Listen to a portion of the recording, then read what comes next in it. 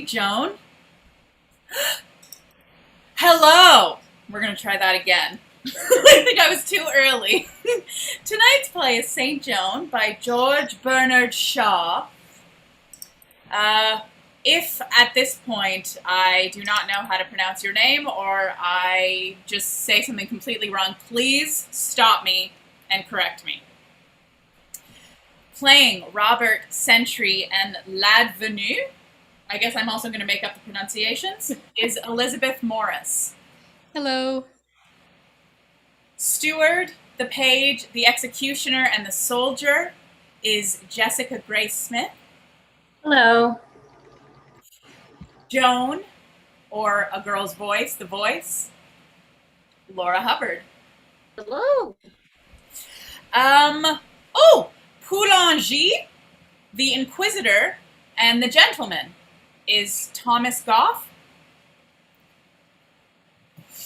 La Trémouille and Destive is Olivia Jon.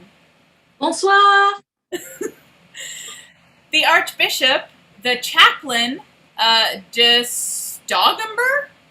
That doesn't seem French. And the newcomer is Miriam Bachman. Hello. Bluebeard and Courcelles is Hilary Wartinger. Hello.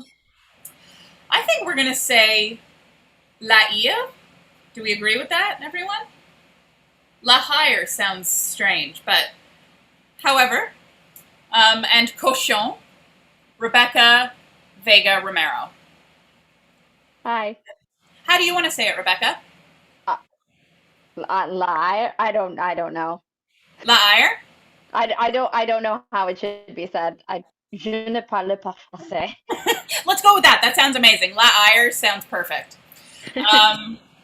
Charles, the Dauphin, that's me. Hi, I'm Gaby Grice.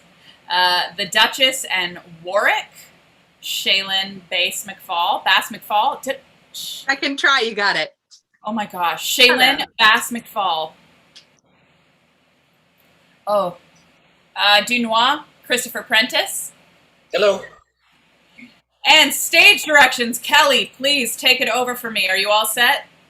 Yes, I'm here. Thank you, Gaby.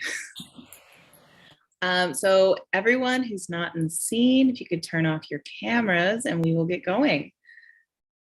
George Bernard Shaw's St. Joan, Scene 1, a fine spring morning on the River Meuse between Lorraine and Champagne in the year 1429 AD in the castle of Vaucouleurs.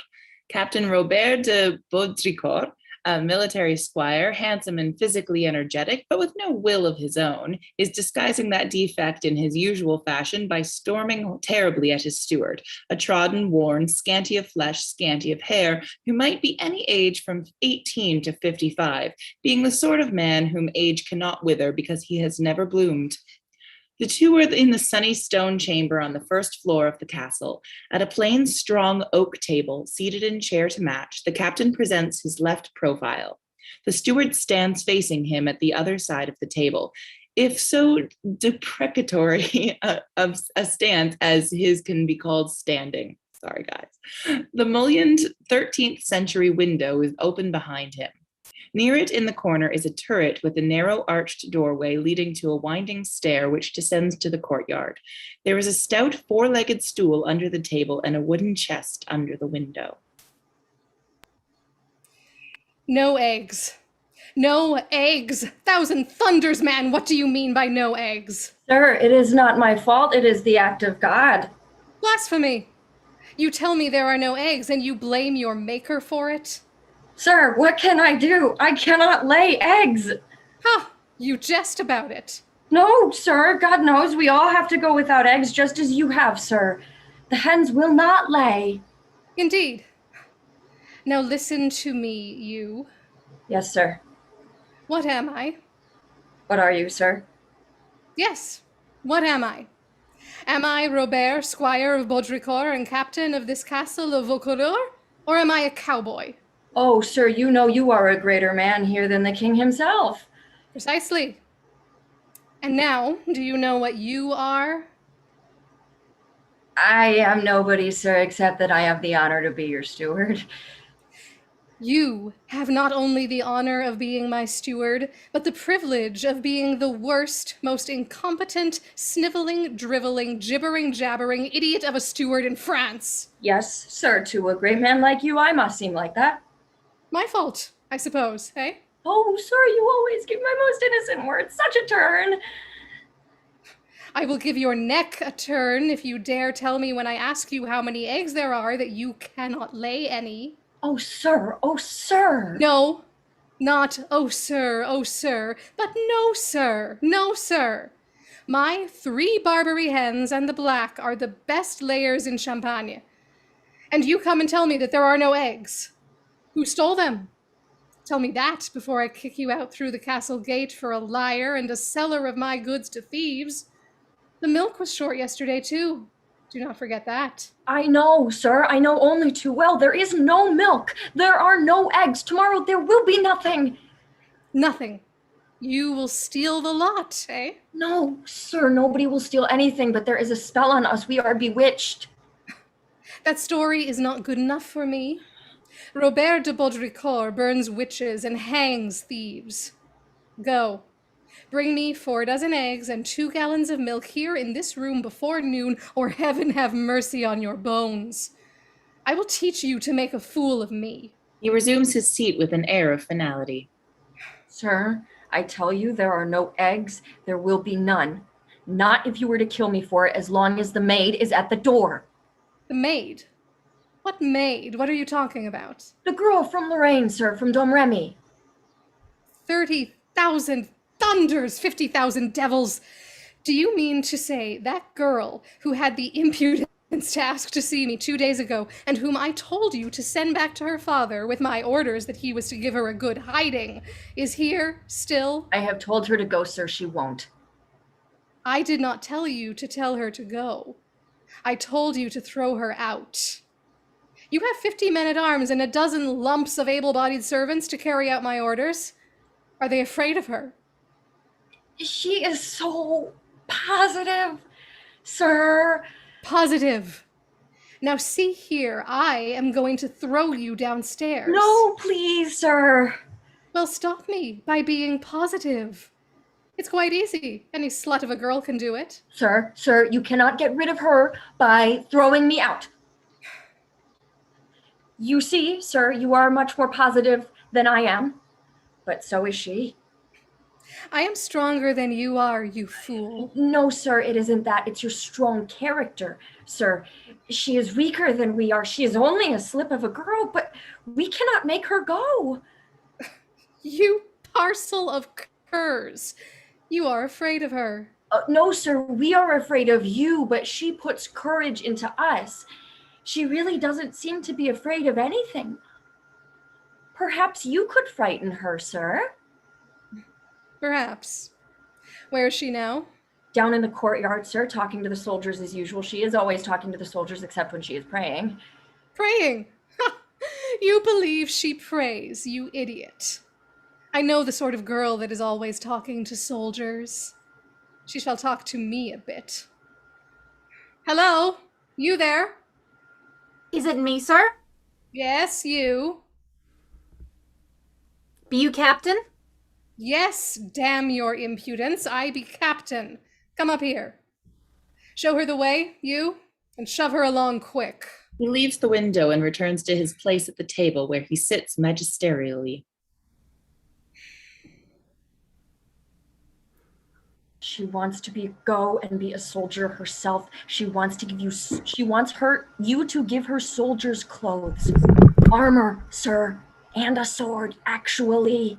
He steals behind Robert. Joan appears in the turret doorway. She is an able-bodied country girl of 17 or 18, respectively dressed in red with an uncommon face, eyes very wide apart and bulging as they often do in very imaginative people, a long, well-shaped nose with wide nostrils, a short upper lip, resolute but full-lipped mouth, and handsome fighting chin.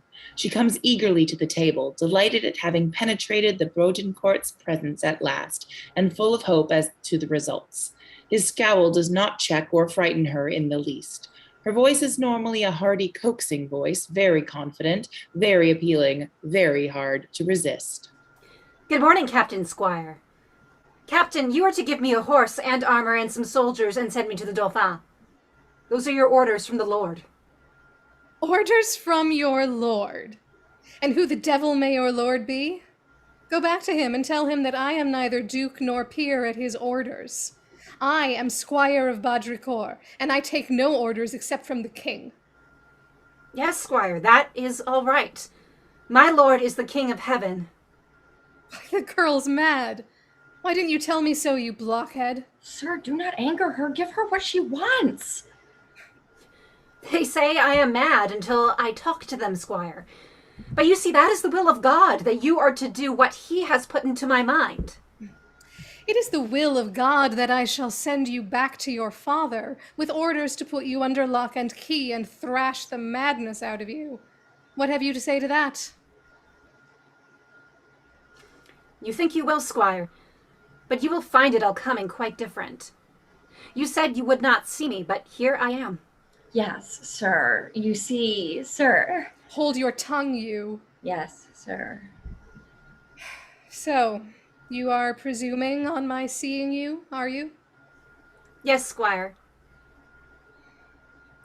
Now listen to me. I am going to assert myself. Please do, Squire. The horse will cost 16 francs. It is a good deal of money, but I can save it on the armor.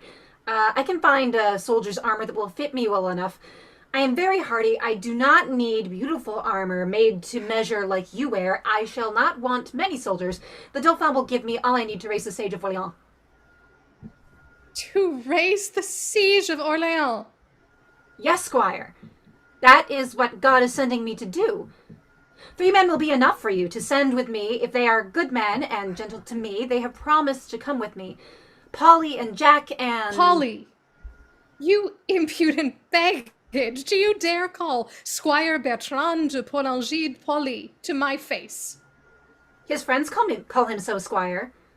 I did not know he had any other name. Jack... that is Monsieur Jean of Metz, I suppose? Yes, Squire, Jack will come willingly. He is a very kind gentleman and gives me money to give to the poor. I think John Godsave will come, and Dick the Archer and their servants, John of Honecourt and Julian. Well, there will be no trouble for you, Squire. I have arranged it all. You only have to give the order. Well, I am damned. Oh no, Squire. God is very merciful, and the blessed saints, Catherine and Margaret, who speak to me every day, will intercede for you. You will go to paradise, and your name will be remembered forever as my first helper. Is this true about Monsieur de Poulengey? Yes, sir, and about Monsieur de Metz, too. They both want to go with her. Hello? You there. Send Monsieur de Poulengey to me, will you? Get out. Wait in the yard. Right, Squire. Go with her, you dithering imbecile. Stay within call and keep your eye on her. I shall have her up here again. Oh, do so in God's name, sir. Think of those hands, the best layers in Champagne. Think of my boot, and take your backside out of reach of it. Steward retreats hastily and finds himself confronted in the doorway by Bertrand de Poulengey, a lymphatic French gentleman-at-arms, aged 36 or thereabouts, and employed in the department of the provost marshal, dreamily absent-minded, seldom speaking unless spoken to, and then slow and obstinate in reply.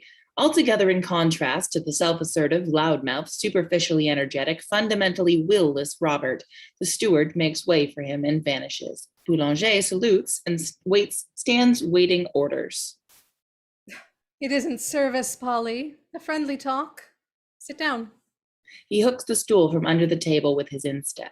Poulengey, relaxing, comes into the room, places the stool between the table and the window, and sits down ruminatively. Robert, half sitting at the end of the table, begins the friendly talk. Now listen to me, Polly. I must talk to you like a father. Poulengey looks up at him gravely for a moment, but says nothing. It's about this girl you are interested in. Now I have seen her. I have talked to her. First, she's mad. That doesn't matter. Second, she's not a farm wench. She's a bourgeoise. That matters a good deal. I know her class exactly. Her father came here last year to represent his village in a lawsuit. He is one of their notables. A farmer. Not a gentleman farmer. He makes money by it, lives by it. Still, not a laborer, not a mechanic.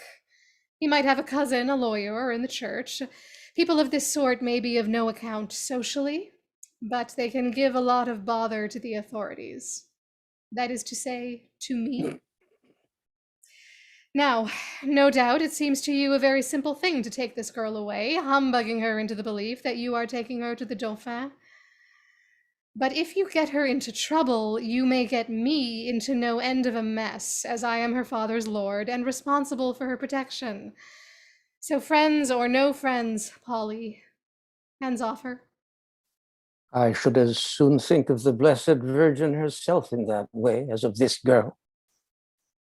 But she says that you and Jack and Dick have offered to go with her? What for? You are not going to tell me that you take her crazy notion of going to the Dauphin seriously, are you? There is something about her. They're pretty foul-mouthed and foul-minded down there in the guardroom, some of them. But there hasn't been a word that has anything to do with her being a woman. Stop swearing before her. There is something. It may be worth trying. Oh, come, Polly, pull yourself together. Common sense was never your strong point, but this is a little too much. What is the good of common sense? If we had any common sense, we should join the Duke of Burgundy and the English king. They hold half the country, right down to the Loire. They have Paris. They have this castle. You know very well that we had to surrender to the Duke of Bedford and that you are only holding it on parole. The Dauphin is in Chinon like a rat in a corner, except that he won't fight.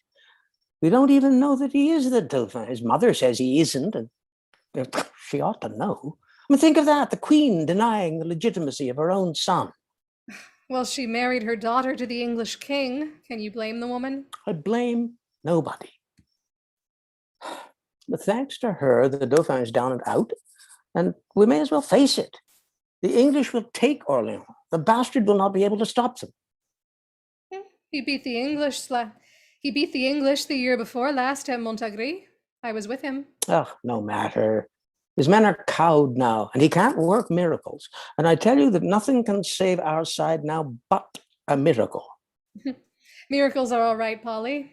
The only difficulty about them is they don't happen nowadays. I used to think so. I'm not so sure now. At all events, this is not a time to leave any stone unturned. There is something about the girl. Oh, you think the girl can work miracles, do you? I think the girl herself is a bit of a miracle. Anyhow, she's the last card left in our hand. Better player than throw up the game. You really think that? Is there any...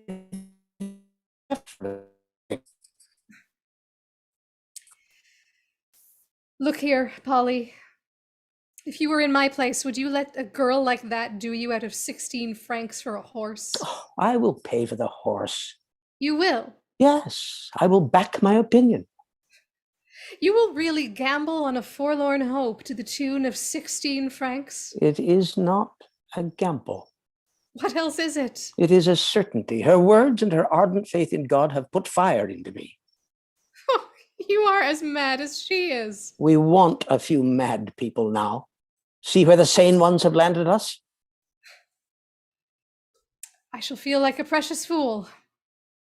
Still, if you feel sure... I feel sure enough to take her to Chinon, unless you stop me. Oh, this is not fair. You are putting responsibility on me. It is on you, whichever way you decide. Yes, that's just it. Which way am I to decide? You don't see how awkward this is for me? Do you think I ought to have another talk with her? Yes. Joan! Will he let us go, Polly? Come up. Come in. Shall I leave you with her? No. Stay here and back me up. Poulengey sits down on the chest. Robert goes back to his magisterial chair, but remains standing to inflate himself more imposingly. Joan comes in, full of good news. Jack will go halves for the horse. Well, Sit down, John. May I? do what you are told. Joan curtsies and sits down on the stool between them. Robert outfaces his perplexity with his most peremptory air. What is your name? They call me Jenny in Lorraine. Here in France, I am Joan. The soldiers call me the maid. What is your surname? Surname. What is that? My father calls himself Doc, but I know nothing about it. You met my father, he... Yes, yes, I remember. You come from Domremy in Lorraine, I think. Yes, but what does it matter? We all speak French. Don't ask questions, answer them. How old are you? 17, so they tell me. It might be 19. I don't remember. What did you mean when you said that Saint Catherine and Saint Margaret talk to you every day? They do. What are they like? I will tell you nothing about that. They have not given me leave. But you actually see them, and they talk to you just as I am talking to you. No, it is quite different. I cannot tell you. You must not ask about my voices. How do you mean, voices? I hear voices telling me what to do. They come from God. They come from your imagination. Of course. That's how the messages of God come to us. Checkmate. No fear. So, God says you are to raise the siege of Orléans? And to crown the Dauphin in Rheims Cathedral. Crown the Gosh. And to make the English leave France. Oh, anything else? Not just at present. Thank you, Squire. I suppose you think raising a siege is as easy as chasing a cow out of a meadow? You think soldiering is anybody's job? I do not think it can be very difficult if God is on your side and you're willing to put your life in his hand. But many soldiers are very simple. Simple. Did you ever see English soldiers fighting? They are only men. God made them just like us. But he gave them their own country and their own language. And it is not his will that they should come into our country and try to speak our language. Who has been putting such nonsense into your head? Don't you know that soldiers are subject to their feudal lord, and that it is nothing to them or to you whether he is the Duke of Burgundy or the King of England or the King of France? What has their language to do with it? I do not understand that a bit.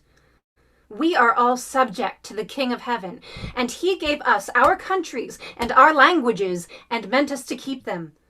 If it were not so, it would be murder to kill an Englishman in battle, and you, Squire, would be in great danger of hellfire. You must not think about your duty to your feudal lord, but about your duty to God. No use, Robert. She can choke you like that every time. Can she? By Saint Denis. We shall see. We are not talking about God. We are talking about practical affairs. I ask you again, girl, have you ever seen English soldiers fighting?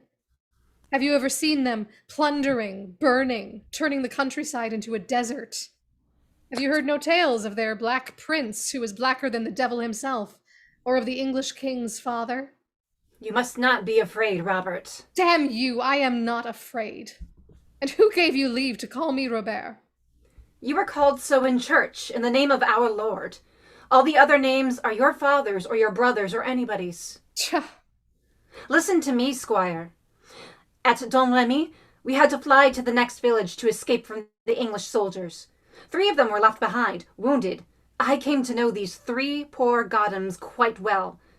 They had not half my strength. Do you know why they are called Godhams? No, everyone else calls them Godhams. It is because they are always calling on their God to condemn their souls to perdition. That is what Godham means in their language. How do you like it? God will be merciful to them. And they will act like his good children when they go back to the country he made for them and made them for. I have heard the tales of the Black Prince. The moment he touched the soil of our country, the devil entered him and made him a black fiend. But at home, in the place made for him by God, he was good. It is always so. If I went into England against the will of God to conquer England and tried to live there and speak its language, the devil would enter me. And when I was old, I should shudder to remember the wickedness I did. Perhaps. But the more devil you were, the better you might fight. That is why the Gothams will take Orleans. And you cannot stop them, nor 10,000 like you. 1,000 like me can stop them. 10 like me can stop them, with God on our side. Oh, you do not understand, Squire. Our soldiers are always beaten because they are fighting only to save their skins. And the shortest way to save your skin is to run away. Our knights are thinking only of the money they will make in ransoms. It is kill or be killed with them, but pay or be paid. But I will teach them all to fight, that the will of God may be done in France, and that they will drive the poor Gothams before them like sheep. You and Polly will live to see the day when there will not be an English soldier on the soil of France, and there will be but one king there, not the feudal English king, but God's French one. This may be all rot, Polly, but the troops might swallow it. Though nothing that we can say seems to put any fight into them. Even the Dauphin might swallow it. And if she can put fight into him, she can put it into anybody. I can see no harm in trying, can you? There is something about the girl. Now listen you to me, and don't cut in before I have time to think. Yes, Squire. Your orders are that you are to go to Chinon under the escort of this gentleman and 3 of his friends? Oh, Squire, your head is all circled with light like a saint's. How is she to get into the royal presence? I don't know. How did she get into my presence? If the Dauphin can keep her out, he is a better man than I take him for. I will send her to Chinon, and she can say that I sent her. Then let come what may. I can do no more. And the dress? I may have a soldier's dress, mayn't I, Squire? Have what you please. I wash my hands of it. Come, Polly. He dashes out. Goodbye, old man. I'm taking a big chance. Few other men would have done it, but as you say, there is something about her. Yes, there is something about her. Goodbye. He goes out. Robert, still very doubtful whether he has been made a fool of by a crazy female, and a social inferior to boot, scratches his head and slowly comes back from the door. The steward runs in with a basket. Sir, sir, What now? the hens are laying like mad, sir. 5 dozen eggs. Robert stiffens convulsively, crosses himself, and forms with his pale lips the words. Christ in heaven. She did come from God. Scene 2. Chinon in Touraine, an end of the throne room in the castle. Ooh, sorry. Ooh. I just spilled. Sorry. Where was I? In a throne room in the castle, curtained off to make an antechamber. The Archbishop of Reims, close on 50, a fuel-fed prelate with nothing of the ecclesiastic about him except his imposing bearing, and the Lord Chamberlain, Monsieur de la Trémouille, a monstrous, arrogant wineskin of a man, are waiting for the Dauphin. There's a door in the wall to the right of the 2 men. It is late in the afternoon on the 8th of March, 1429. The Archbishop stands with dignity, whilst the Chamberlain on his left fumes about in the worst of tempers. What the devil does the Dauphin mean by keeping us waiting like this? I don't know how you have the patience to stand there like a stone idol. See, I am an archbishop, and an archbishop is a sort of idol. At any rate, he has to learn to keep still and suffer fools patiently. Besides, my dear Lord Chamberlain, it is the Dauphin's royal privilege to keep you waiting, was it not? Dauphin be damned, saving your reverence. Do you know how much money he owes me? Much more than he owes me, I have no doubt, because you are a much richer man. But I take it he owes all you could afford to lend him. That is what he owes me. 27,000. That was his last haul. A cool 27,000. It comes of it all. He never has a suit of clothes that I would throw to a curate. He dines on a chicken or scrap of mutton. He borrows my last penny, and there's nothing to show for it. At last. No, my lord, it is not His Majesty. Monsieur de Ray is approaching. Young Bluebeard, why announce him? Captain Lahire is with him. Something has happened, I think. Gilles de Reyes, a young man of 25, very smart and self-possessed, and sporting the extravagance of a little curled beard dyed blue at a clean-shaven court, comes in. He's determined to make himself agreeable, but lacks natural joyousness and is not really very pleasant. In fact, when he defies the church some 11 years later, he's accused of trying to extract pleasure from horrible cruelties and hanged. So far, however, there is no shadow of the gallows on him. He advances gaily to the Archbishop. The page withdraws. Your faithful lamb, Archbishop. Good day, my lord. Do you know what has happened to Lahire? He has sworn himself into a fit, perhaps. No, just the opposite. Foul-mouthed Frank, the only man in Touraine who could beat him at swearing, was told by a soldier that he shouldn't use such language when he was at the point of death. Nor any other point. But was foul-mouthed Frank on the point of death? Yes, he has just fallen into a well and been drowned. Lahire is frightened out of his wits.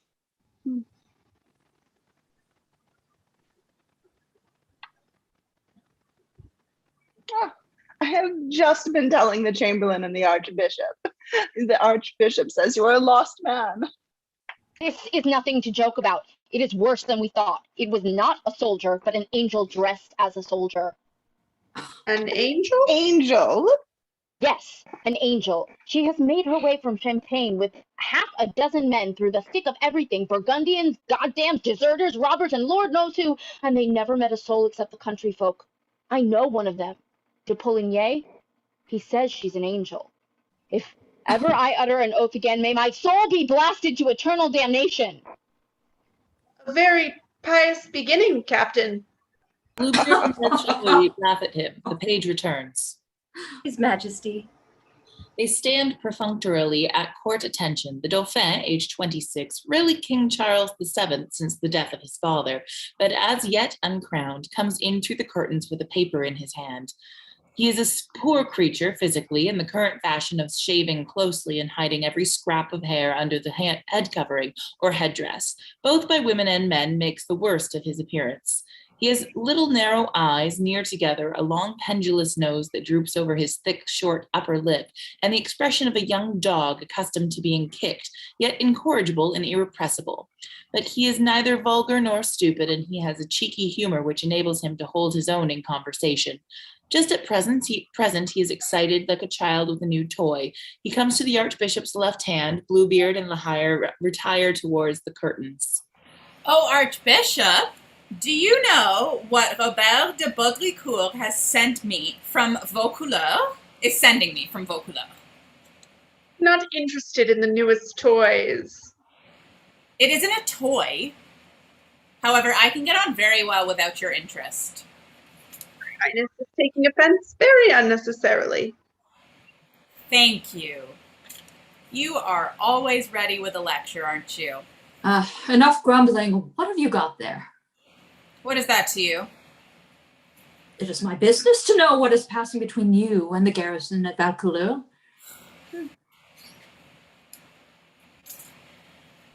You all think you can treat me as you please because I owe you money and because I am no good at fighting. But I have the blood royal in my veins. Even that has been questioned, Your Highness. One hardly recognizes in you the grandson of Charles the Wise. I want to hear no more of my grandfather. He was so wise that he used up the whole family stock of wisdom for 5 generations and left me the poor fool I am, bullied and insulted by all of you. Control yourself, sir. These outbursts of petulance are not seemly. Oh, another lecture! Thank you.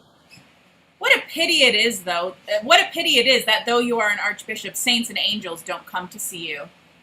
What do you mean? Ah! Ask that bully over there. Hold your tongue, do you hear? Oh, I hear. You needn't shout. The whole castle can hear. Why don't you go and shout at the English and beat them for me? You young... Don't you raise your hand to me! High treason! Steady, Duke, steady. Come, this will not do. My Lord Chamberlain, please, we must keep some sort of order. And you, sir, if you cannot rule your kingdom, at least try to rule yourself. Another lecture. Thank you. Here, read the accursed thing for me. He has sent the blood boiling into my head. I can't distinguish the letters. I will read it for you if you like. I can read, you know. Oh, yes. Reading is about all you are fit for. Can you make it out, Archbishop?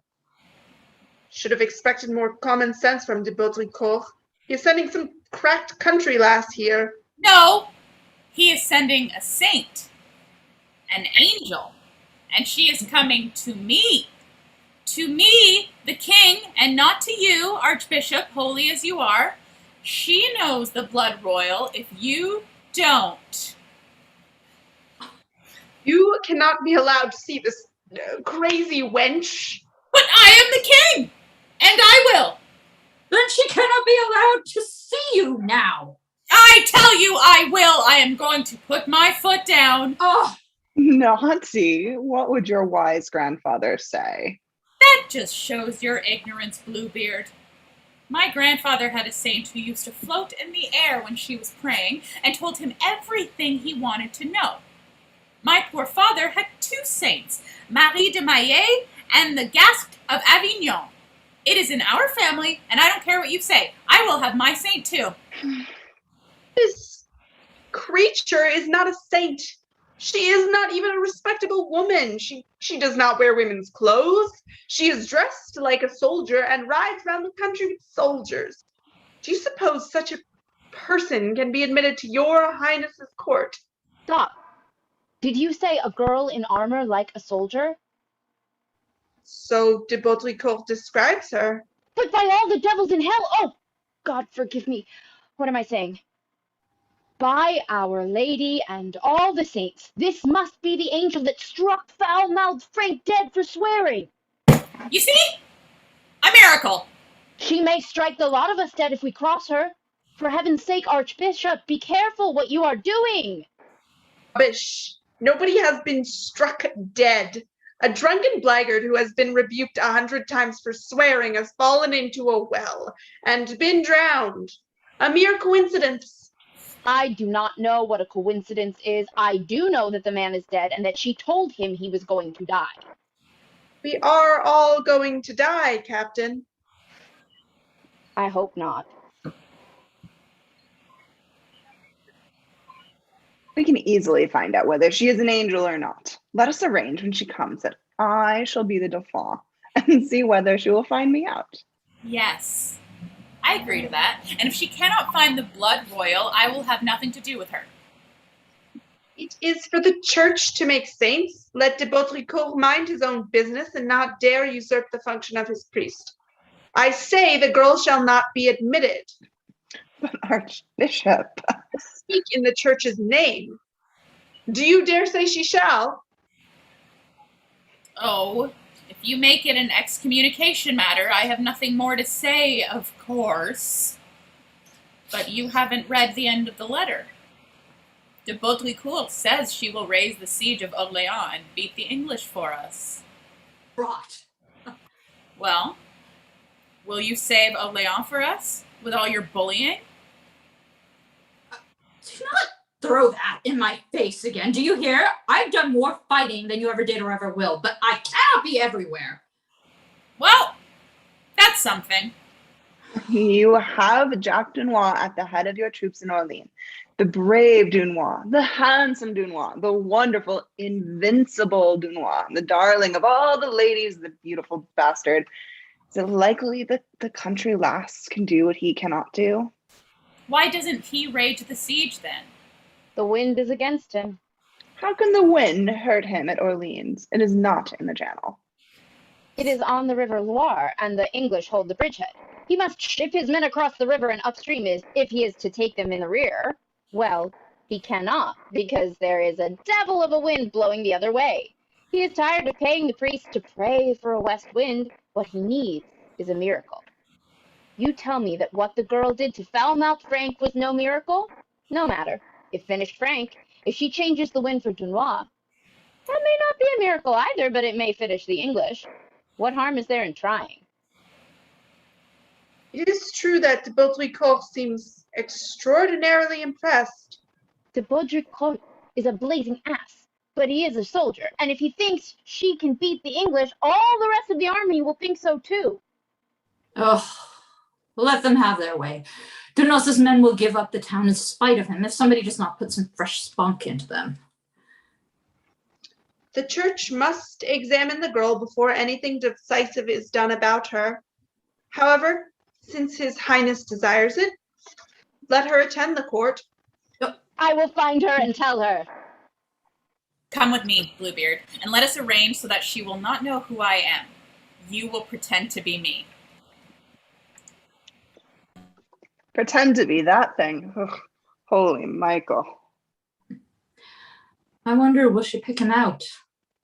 Well, Why? How is she to know? she will know what everybody in Chinon knows, that the Dauphin is the meanest looking and worst dressed figure in the court, and that the man with the blue beard is Gilles de Rais. I never thought of that. You are not so accustomed to miracles as I am. It is part of my profession. But that would not be a miracle at all. Why not? Well, come, what is a miracle? Miracle, my friend, is an event which creates faith. That is the purpose and nature of miracles. They may seem very wonderful to the people who witness them and very simple to those who perform them. That does not matter if they confirm or create faith. They are true miracles. Even when they are frauds, do you mean? Frauds deceive. An event which creates faith does not deceive, therefore it is not a fraud, but a miracle. Oh. Well, I suppose as you are an archbishop, you must be right. Seems a bit fishy to me, but I'm no churchman and don't understand these matters. You are not a churchman, but you are a diplomatist and a soldier. Could you make our citizens pay war taxes, or our soldiers sacrifice their lives, if they knew what is really happening instead of what seems to them to be happening? No, by Saint Denis, the fat would be in the fire before sundown. Would it not be quite easy to tell them the truth? Man alive, they wouldn't believe it. Just so. Well, the church has to rule men for the good of their souls as you have to rule them for the good of their bodies. To do that, the church must do as you do. Nourish their faith by poetry. Poetry? We should call it humbug. You would be wrong, my friend. Parables are not lies because they describe events that have never happened. Miracles are not frauds because they are often, I do not say always, very simple and innocent contrivances by which the priest fortifies the faith of his flock. When this girl picks out the Dauphin among his courtiers, it will not be a miracle for me because I shall know how it has been done, and my faith will not be increased. But as for the others, if they feel the thrill of the supernatural and forget their sinful clay in a sudden sense of the glory of God, it will be a miracle, and a blessed one. And you will find that the girl herself will be more affected than anyone else. She will forget how she really picked him out. So perhaps will you. Well, I wish I were clever enough to know how much of you is God's archbishop and how much the most artful fox is in Touraine. Come on, or we shall be late for the fun, and I want to see it. Miracle or no miracle. Do not think that I am a lover of crooked ways. There is a new spirit rising in men. We are at the dawning of a wider epoch. If I were a simple monk and had not to rule men, I should seek peace for my spirit with Aristotle and Pythagoras, rather than with the saints and their miracles. And who the deuce was Pythagoras? Sage who held that the earth is round and that it moves around the sun. What an utter fool! Couldn't he use his eyes? They go out together through the curtains, which are presently withdrawn, revealing the full depth of the throne room with the court assembled. On the right are 2 chairs of state on a dais. The Bluebeard is standing theatrically on the dais, playing the king, and like the courtiers, enjoying the joke rather obviously. There's a curtained arch in the wall behind the dais, but the main door, guarded by men-at-arms, is at the other side of the room, and a clear path across is kept in line by the courtiers. Charles is in his path in the middle of the room. The higher is on his right. The Archbishop on his left has taken his place by the dais. La Trémouille at the other side of it. The Duchess de la Trémouille, pretending to be the queen, sits in the consort's chair with a group of ladies in waiting close by, behind the Archbishop. The chatter of the courtiers makes such a noise that nobody notices the appearance of the page at the door. The Duke of... The chatter continues. Indignant at his failure to command the hearing, he snatches the halberd of the nearest man-at-arms and thumps the floor with it. The chatter ceases and everybody looks at him in silence. Attention! He restores the halberd to the man-at-arms. The Duke of Vendôme presents Joan the maid to his majesty. He hides behind the nearest courtier, peering out to see what happens. Let her approach the throne. Joan, dressed as a soldier with her hair bobbed and hanging thickly round her face, is led in by a bashful and speechless nobleman, from whom she detaches herself to stop and look around eagerly for the Dauphin. My dear, her hair.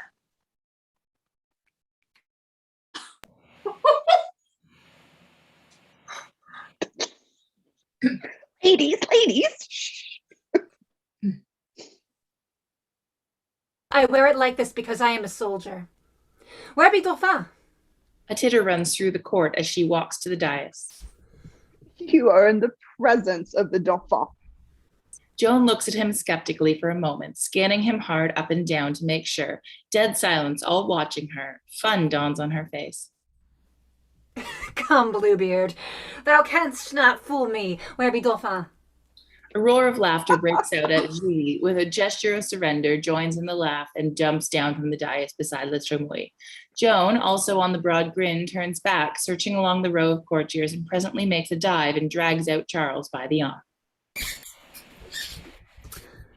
Gentle little Dauphin, I am sent to you to drive the English away from Orléans and from France, and to crown you king in the cathedral at Rheims, where all the true kings of France are crowned. You see, all of you? She knew the blood royal. Who dare say now that I am not my father's son?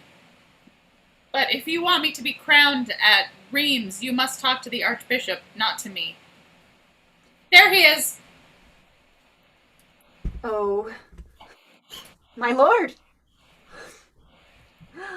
Oh, my lord, I am a poor country girl, and you are filled with the blessedness and glory of God himself. But you will touch me with your hands and give me your blessing, won't you? The old fox blushes. Another miracle. Child, you are in love with religion. Am I? Well, I never thought of it like that. Is there any harm in it? There is no harm in it, my child. But there is danger. Well, there is always danger, except in heaven. Oh, my lord, you have given me such strength, such courage. It must be the most wonderful thing to be an archbishop. Court smiles broadly, even titters a little. Gentlemen, your levity is rebuked by this maid's faith. I am, God help me, all unworthy, but your mirth is a deadly sin. Their faces fall, dead silence. My lord, we were laughing at her, not at you. What? Not at my unworthiness, but at her faith. Gilles, this maid prophesied that the blasphemer should be drowned in his sin. No. Yeah, I prophesy now that you will be hanged in yours if you do not learn when to laugh and when to pray. My lord, I stand rebuked. I'm sorry, I can say no more. But if you prophesy that I shall be hanged, I shall never be able to resist temptation, because I shall always be telling myself that I may as well be hanged for a sheep as for a lamb. The courtiers take heart of this. There is more tittering. You are an idle fellow, Bluebeard. You have great impudence to answer the Archbishop. Well said, lass. Well said. Oh, my lord, you send all these silly folk away so that I can speak to the Dauphin alone? I can take a hint. Gentlemen, the maid comes with God's blessing and must be obeyed. Courtiers withdraw, though some through the arch, others on the opposite side. The Archbishop marches across to the door, followed by the Duchess and the Trémouille. As the Archbishop passes Joan, she falls on her knees and kisses the hem of his robe fervently. He shakes his head in instinctive remonstrance, gathers the robe from her, and goes out. She is left kneeling directly in the Duchess's way. Will you allow me to pass, please? Oh, beg pardon, ma'am, I am sure. The Duchess passes on, and Joan stares after her, then whispers to the Dauphin. Be that queen? Be that... No, she thinks she is. Oh. I'll trouble your highness not to jibe at my wife. He goes out. The others have already gone. Who be old Gruff and Grum? He is the Duke de la Trémouille. What be his job? He pretends to command the army, and whenever I find a friend I can care for, he kills him. Why, just let him. How can I prevent him? He bullies me. They all bully me. Art afraid? Yes, I'm afraid. It's no use preaching to me about it. It's all very well for these big men with their armor that is too heavy for me, and their swords that I can hardly lift, and their muscles, and their shouting, and their bad tempers. They like fighting. Most of them are making fools of themselves all the time they are not fighting, but I am quiet and sensible, and I don't want to kill people. I only want to be left alone to enjoy myself in my own way. I never asked to be a king. It was pushed on me. So, if you're gonna say, son of St. Louis, gird on the sword of your ancestors and lead us to victory, you may spare your breath to cool your porridge, for I cannot do it. I am not built that way, and there is an end of it. Blethers. We are all like that to begin with. I shall put courage into thee. But I don't want to have courage put into me. I want to sleep in a comfortable bed and not live in continual terror of being killed or wounded. Put courage into the others and let them have their belly full of fighting. But let me alone. It's no use, Charlie. Thou must face what God puts on thee. If thou fail to make thyself king, thou'lt be a beggar. What else art fit for? Come, let me see thee sitting on the throne. I have looked forward to that. What is the good of sitting on the throne when the other fellows give all the orders? However, here is the king for you. Look your fill at the poor devil. Thou art not king yet. Thou art but Dauphin. Be not led away by them around thee. Dressing up, don't fill empty noddle. I know the people, the real people. They make thy bread for thee. I tell thee, they count no man king of France until the holy oil has been poured on his hair, and himself consecrated and crowned in Rheims Cathedral. And thou needst new clothes, Charlie. Why does not Queen look after thee properly? We're too poor. She wants all the money we can spare to put on her own back. Besides, I like to see her beautifully dressed, and I don't care what I wear myself. I should look ugly anyhow. There is some good in thee, Charlie, but it is not yet a king's good. We shall see. I am not such a fool as I look. I have my eyes open, and I can tell you that one good treaty is worth 10 good fights. These fighting fellows lose all the treaties that they gain on the fights. If we can only have a treaty, the English are sure to have the worst of it, because they are better at fighting than at thinking. If the English win, it is they that will make the treaty, and then God help poor France. Thou must fight, Charlie, whether thou will or no. I will go first to hearten thee.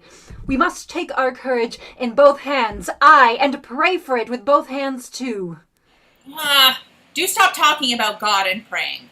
I can't bear people who are always praying. Isn't it bad enough to have to do it at the proper times? Thou poor child, thou hast never prayed in thy life.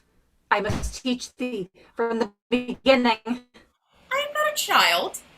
I am a grown man and a father, and I will not be taught any more.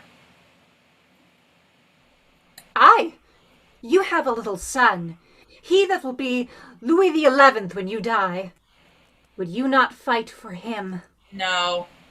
A horrid boy. He hates me. Well, he hates everybody. Selfish little beast. I don't want to be bothered with children. I don't want to be a father, and I don't want to be a son, especially a son of St. Louis. I don't want to be any of these fine things you all have your heads full of. I want to be just what I am. Why can't you mind your own business and let me mind mine? Minding your own business is like minding your own body. It is the shortest way to make yourself sick. What is my business? Helping mother at home. What is thine? Petting lapdogs and sucking sugar sticks. I call that muck. I tell thee, it is God's business we are here to do, not our own. I have a message to thee from God, and thou must listen to it, though thy heart break with the terror of it. I don't want a message. But can you tell me any secrets? Can you do any cures? Oh, can you turn lead into gold or anything of that sort? I can turn thee into king in Rem Cathedral, and that is a miracle that will take some doing, it seems. If we go to Rem and have a coronation, Anne will want new dresses. We can't afford them. I'm all right as I am. As you are? And what is that? Less than my father's poorest shepherd. Thou art not lawful owner of thy own land of France. Thou shalt be consecrated. But I shall not be lawful owner of my own land anyhow. Will the consecration pay off my mortgages? I have pledged my last acre to the Archbishop and that fat bully. I owe money even to Bluebeard. Charlie, I come from the land, and have gotten my strength working on the land, and I tell thee that the land is thine, to rule righteously and keep God's peace in, and not to pledge at the pawn shop as a drunken woman pledges her children's clothes. And I come from God to tell thee to kneel in the cathedral and solemnly give thy kingdom to him for ever, and become the greatest king in the world, as his steward and his bailiff, his soldier and his servant. The very clay of France will become holy. Her soldiers will be the soldiers of God. The rebel dukes will be rebels against God. The English will fall on their knees and beg thee, let them return to their lawful homes in peace.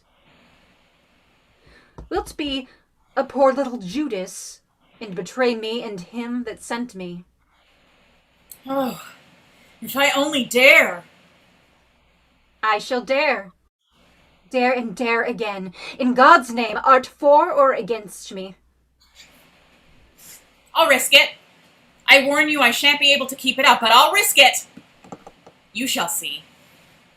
Hello! Come back, everybody! Mind you, stand by and don't let me be bullied. Come along, will you, the whole court? Now I'm in for it, but no matter, here goes. Call for silence, you little beast, will you? Silence for His Majesty the King. The King speaks. Will you be silent there? I have given the command of the army to the maid. The maid is to do as she likes with it. He descends from the dais. General amazement. Lahire, delighted, slapped his steel thighs piece with his gauntlet. What's this? I command the army.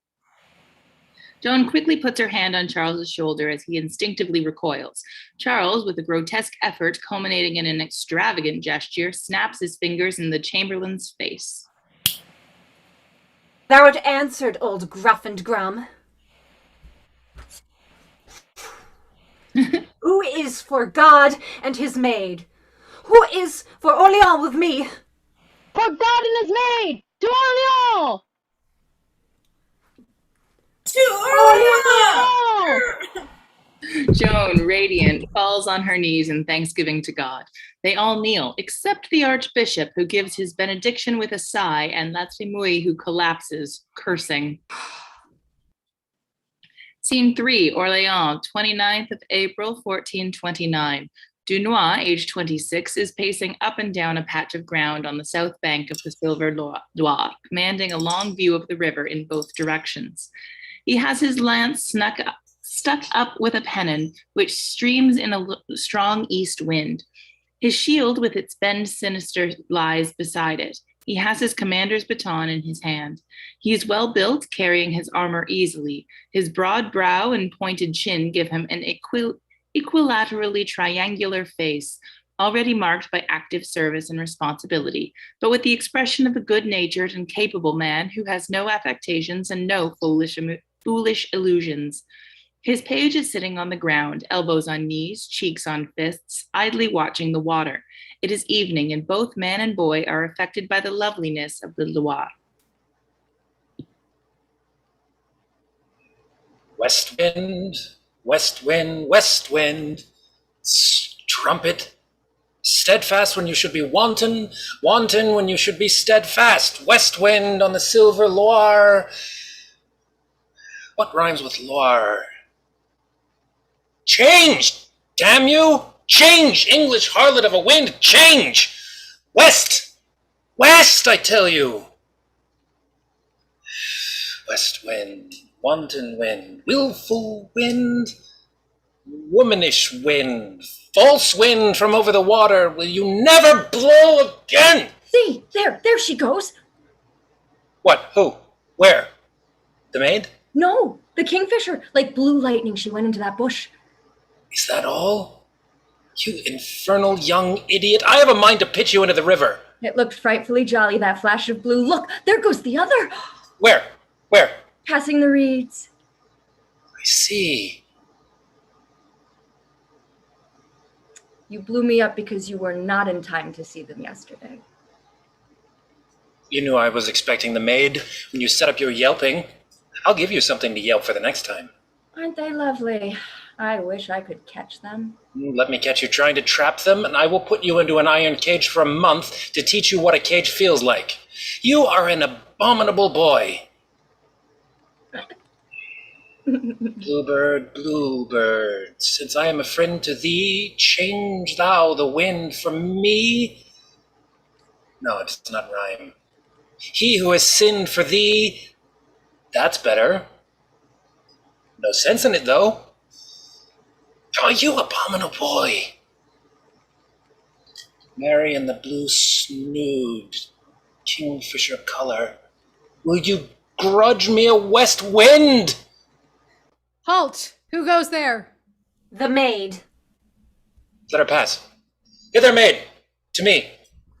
Joan, in splendid armor, rushes in blazing rage. The wind drops and the pennon flaps idly down the lance. The Dunois is much too occupied with Joan to notice it. Be you bastard of Orleans? You see the band sinister? Are you the Joan, the maid? Sure. Where are your troops? Oh, miles behind. They have cheated me. They have brought me to the wrong side of the river. I told them to. Why did you? The English are on the other side. The English are on both sides. But Orléans is on the other side, and we must fight the English there. How can we cross the river? There's a bridge. In God's name, then, let us cross the bridge and fall on them. It seems simple, but it cannot be done. Who says so? I say so, and older and wiser heads than mine are of the same opinion. Then your older and wiser heads are fatheads. They have made a fool of you, and now they want you to make a fool of me too, bringing me to the wrong side of the river. Do you not know that I bring you better help than ever came to any general or town? Your own? No, the help and counsel of the King of Heaven. Which is the way to the bridge? You are impatient, maid. Is this a time for patience? Our enemy is at the gates, and here we stand doing nothing. Oh, why are you not fighting? Listen to me. I will deliver you from fear. I will... No, my girl. If you delivered me from fear, I should be a good knight for a storybook, but a very bad commander of the army. Come, let me begin to make a soldier of you. You see those two forts at this end of the bridge? The big ones. Yes. Are they ours or the Godham's? Be quiet and listen to me. If I were in either of those forts with only 10 men, I could hold it against an army. The English have more than 10 times 10 goddams in those forts to hold them against us. They cannot hold them against God. God did not give them the land under these forts. They stole it from him. He gave it to us. I will take these forts. Single-handed? Our men will take them. I will lead them. Not a man will follow you. I will not look back to see whether anyone is following me. Good. You have the makings of a soldier in you. You're in love with war. Oh. And the Archbishop said I was in love with religion. I, God forgive me, am a little in love with war myself. The ugly devil. I'm like a man with 2 wives. Do you want to be like a woman with 2 husbands? I will never take a husband. A man in Toul took an action against me for breach of promise, but I never promised him. I am a soldier. I do not want to be thought of as a woman. I will not dress as a woman. I do not care for the things women care for. They dream of lovers and of money. I dream of leading a charge and of placing the big guns.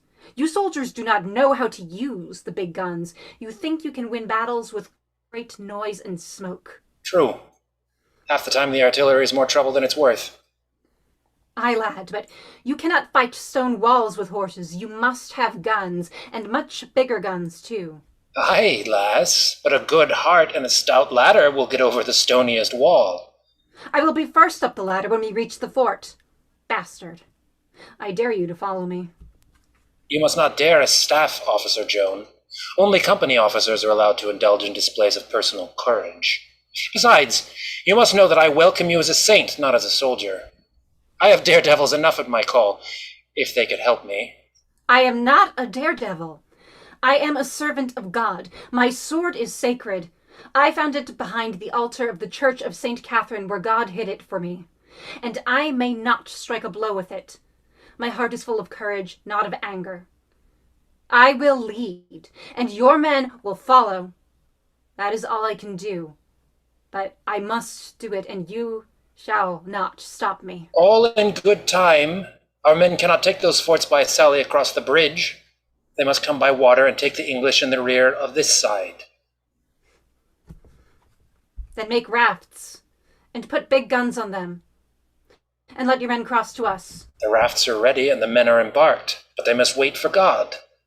What do you mean? God is waiting for them. Let him send a wind, then. My boats are downstream. They cannot come up against both wind and current. We must wait until God changes the wind. Come, let me take you to church. No. I love church, but the English will not yield to prayers. They understand nothing but hard knocks and slashes. I will not go to the church until we have beaten them. You must. I have business for you there. What business? To pray for a west wind. I've prayed. And I've given 2 silver candlesticks, but my prayers are not answered. Yours may be. You are young and innocent. Oh, yes, you are right. I will pray. I will tell Saint Catherine she will make God give me a west wind. Quick, show me the way to the church. God bless you, child. Come, bastard. They go out. The page rises to follow, and he picks up the shield and is taking the spear as well when he notices the pennon, which is now streaming eastward. Seigneur? Seigneur, mademoiselle? The kingfisher. Oh, a kingfisher where? No, the wind. That is what made me sneeze. The wind has changed. God has spoken. You command the king's army. I am your soldier. The boats have put off. They are ripping upstream like anything. Now, for the forts. You dared me to follow? Dare you lead? Dunois, dear comrade in arms, help me. My eyes are blinded with tears. Set my foot on the ladder and say, up, Joan. Never mind the tears, make for the flash of the guns. Ah. For God and Saint Denis! The maid, God and the maid, hooray! He snatches up the shield and lands and capers out after them, mad with excitement. Scene 4, a tent in the English camp. A bull-necked English chaplain of 50 is sitting on a stool at a table, hard at work writing. At the other side of the table, an imposing nobleman, aged 46, is seated in a handsome chair, turning over the leaves of an illuminated book of hours. The nobleman is watching himself. The chaplain is struggling with suppressed wrath. There is an unoccupied leather stool on the nobleman's left. The table is on his right. Now this is what I call workmanship. There is nothing on earth more exquisite than a bonny book with well-placed columns on rich black writing and beautiful borders and illuminated pictures cunningly inset. But nowadays, instead of looking at books, people read them. The book might as well be one of those orders for bacon and bran that you are scribbling. I must say, my lord, you take our situation very coolly indeed. What is the matter? The matter, my lord, is that we English have been defeated. That happens, you know. It is only in history books and ballads that the enemy is always defeated. But we are being defeated over and over again. First Orléans. Oh, Orléans. I know what you are going to say, my lord. That was a clear case of witchcraft and sorcery. But we are still being defeated. Jargeau, Meung, Beaugency, just like Orléans. And now we have been butchered at Patay and Sir John Talbot taken prisoner. I feel it, my lord. I feel it very deeply. I cannot bear to see my countrymen defeated by a parcel of foreigners. Oh, you are an Englishman, are you? Certainly not, my lord. I am a gentleman. Still, like your lordship, I was born in England, and it makes a difference. You are attached to the soil, eh? It pleases your lordship to be satirical at my expense. Your greatness privileges you to be so with impunity. But your lordship knows very well that I am not attached to the soil in a vulgar manner like a serf. Still, I have a feeling about it, and I am not ashamed of it. And by God, if this goes on any longer, I will fling my cassock to the devil and take arms myself and strangle the accursed witch with my own hands. So you shall, Chaplain. So you shall, if we can do nothing better. But not yet. Not quite yet. The chaplain resumes his seat sulkily. I should not care very much about the witch. You see, I've made my pilgrimage to the Holy Land, and the heavenly powers, for their own credit, can hardly allow me to be worsted by a village sorceress. But the bastard of Orléans is a harder nut to crack. And as he has been to the Holy Land too, honours are easy between us as far as that goes. He is only a Frenchman, my lord. A Frenchman? Where did you pick up that expression? Are these Burgundians and Bretons and Picards and Gascons beginning to call themselves Frenchmen, just as our fellows are beginning to call themselves Englishmen? They actually talk of France and England as their countries. Theirs, if you please. What is to become of me and you if that way of thinking becomes into fashion? Why, my lord, can it hurt us? Men cannot serve two masters. If this cant or of serving their country once takes hold of them, goodbye to the authority of their feudal lords, and goodbye to the authority of the church. That is, goodbye to you and me. I hope I am a faithful servant of the church. And there are only 6 cousins between me and the barony of Stogumber, which was created by the conqueror. But is that any reason why I should stand by and see Englishmen beaten by a French bastard and a witch from lousy Champagne? Easy, man, easy. We shall burn the witch and beat the bastard all in good time. Indeed, I am waiting at present for the Bishop of Beauvais to arrange for the burning of him. He has been turned out of his diocese by her faction. You have to first catch her, my lord. Or buy her. I will offer a king's ransom. King's ransom? For that slut? One has to leave a margin. Some of Charles's people will sell her to the Burgundians, and the Burgundians will sell her to me. And there will probably be 3 or 4 middlemen who will expect their little commissions. Monstrous. It's all those scoundrels of Jews. They get in every time money changes hands. I would not leave a Jew alive in Christendom if I had my way. Why not? The Jews generally give value. They make you pay, but they deliver the goods. In my experience, the men who want something for nothing are invariably Christians. A page appears. The Right Reverend the Bishop of Beauvais, Monseigneur Cauchon. Cauchon, aged about 60, comes in. The page withdraws. The 2 Englishmen rise. My dear Bishop, how good of you to come. Allow me to introduce myself. Richard de Beauchamp, Earl of Warwick, at your service. Your lordship's fame is well known to me. This reverend cleric is Master Jean de Stomberger. Jean Boyer Spencer Neville de Stogumber, at your service, my lord. Bachelor of Theology and keeper of the private seal to His Eminence the Cardinal of Winchester. You call him the Cardinal of England, I believe, your king's uncle.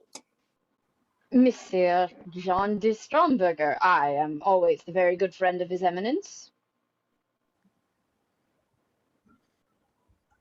Do me the honor to be seated. Gives Cauchon his chair, placing it at the head of the table. Cauchon accepts the place of honor with a grave inclination. Warwick fetches the leather stool carelessly and sits in his former place. The chaplain goes back to his chair. Though Warwick has taken second place in calculated deference to the bishop, he assumes the lead in opening the proceedings as a matter of course. He is still cordial and expansive, but there is a new note in his voice which means that he is coming to business. Well, my Lord Bishop, you find us in one of our unlucky moments.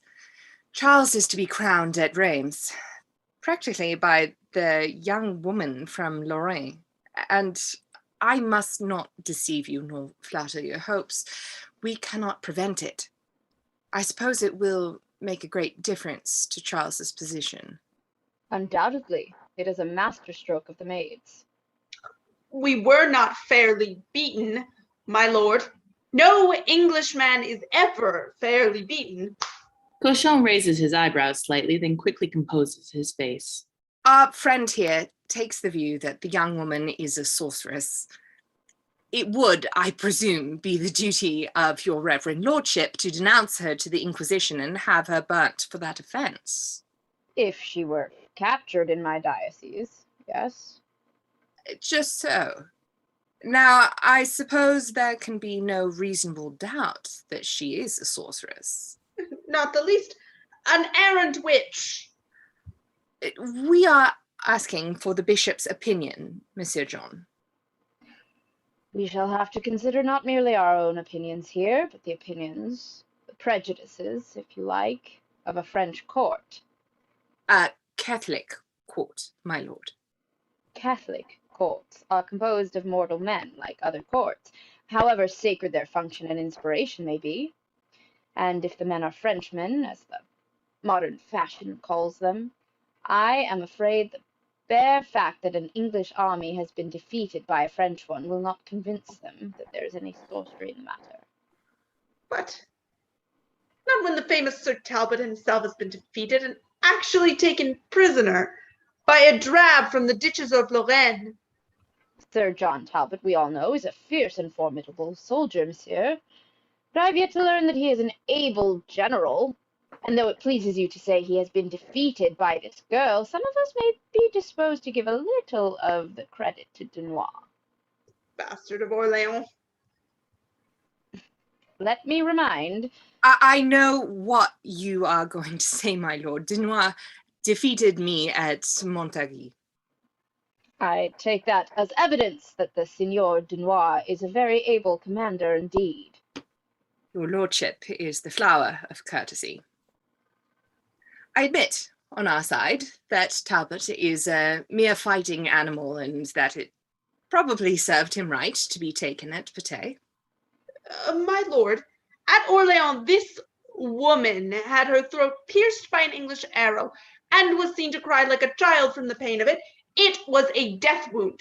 Yet she fought all day, and when our men had repulsed all her attacks like true Englishmen, she walked alone to the wall of our fort, with a white banner in her hand, and our men were paralyzed, and could neither shoot nor strike, whilst the French fell on them and drove them onto the bridge, which immediately burst into flames and crumbled under them, letting them down into the river, where they were drowned in heaps. Was this your bastard's generalship? Or were those flames the flames of hell conjured up by witchcraft? You will forgive Monsieur John's vehemence, my lord, but he has put our case. Dunois is a great captain, we admit. But why could he do nothing until the witch came? I do not say there were no supernatural powers on her side. The names on that white banner were not the names of Satan and Beelzebub, but the blessed names of our Lord and his Lady Mother. And your commander who was drowned, I think you called him? Glassdale, Sir William Glassdale. Glassdale, thank you. He was no saint, and many of our people think that he was drowned for his blasphemies against the maid. Well, what are we to infer from all this, my lord? Has the maid converted you? If she had, my lord, I should have known better than to have trusted myself here within your grasp. Oh, my lord. If the devil is making use of this girl, and I believe he is... You hear, Monsieur John. I knew your lordship would not fail us. Pardon my interruption. Proceed. If it be so, the devil has longer views than you give him credit for. Indeed. In what way? Listen to this, Monsieur John. If the devil wanted to damn a country girl, do you think so easy a task would cost him the winning of half a dozen battles? No, my lord. Any trumpery imp could do that much if the girl could be damned at all. The Prince of Darkness does not condescend to such cheap drudgery. When he strikes at the Catholic Church, whose realm is the whole spiritual world. When he damns the souls of the entire human race. Against that dreadful design, the Church stands ever on guard. And it is as one of the instruments of that design that I see this girl. She is inspired, but diabolically inspired. Told you she was a witch. She is not a witch. She is a heretic. What difference does that make? You, a priest, ask me that. You English are strangely blunt in the mind. All these things that you call witchcraft are capable of a natural explanation. The woman's miracles would not impose on a rabbit. She does not claim them as miracles herself. What do her victories prove but that she has a better head on her shoulders than your swearing Glassdales and mad bull Talbots, and that the courage of faith, even though it be a false faith, will always outstay the courage of wrath. Does your lordship compare Sir John Talbot, 3 times governor of Ireland, to a mad bull? It would not be seemly for you to do so, Monsieur John, as you are still 6 removes from a barony. But as I am an earl and Talbot is only a knight, I may make bold to accept the comparison. My lord, I wipe the slate as far as the witchcraft goes. Nonetheless, we must burn the woman. I cannot burn her. The church cannot take life, and my first duty is to seek this girl's salvation. No doubt. But you do burn people occasionally. No. When the church cuts off an obstinate heretic as a dead branch from the tree of life, the heretic is handed over to the secular arm. The church has no part in what the secular arm may see fit to do.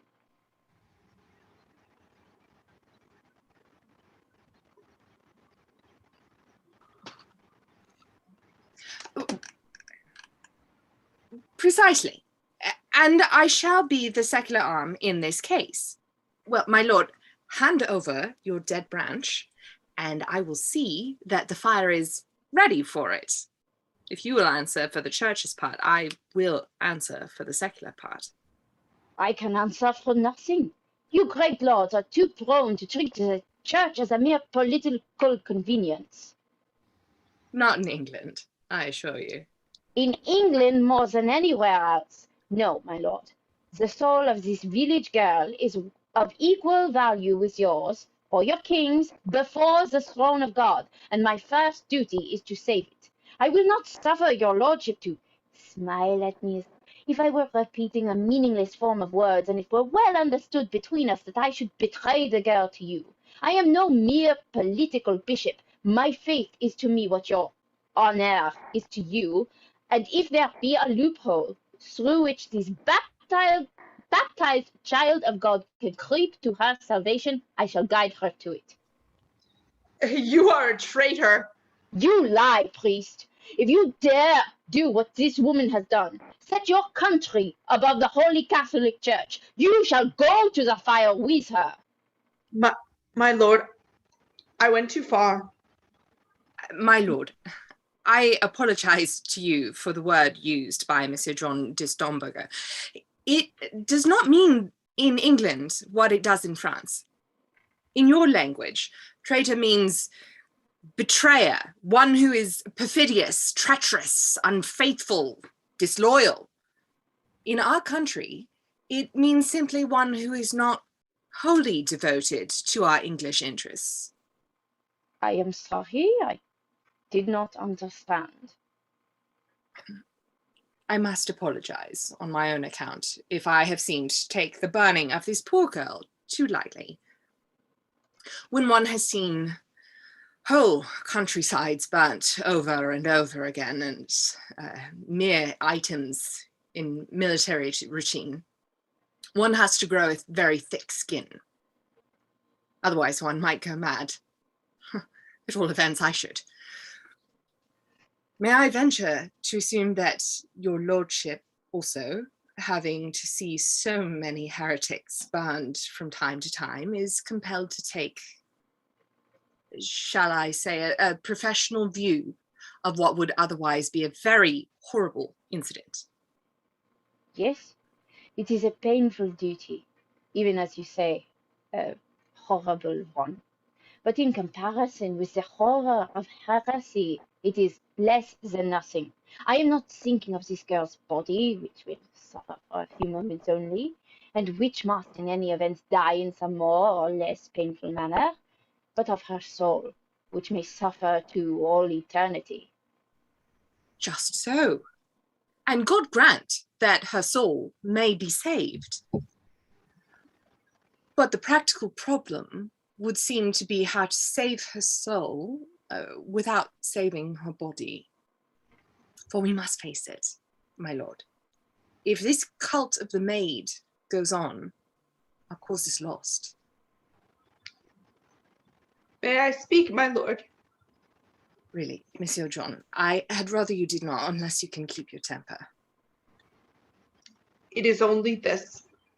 I speak under correction, but the maid is full of deceit. She pretends to be devout. Her prayers and confessions are endless.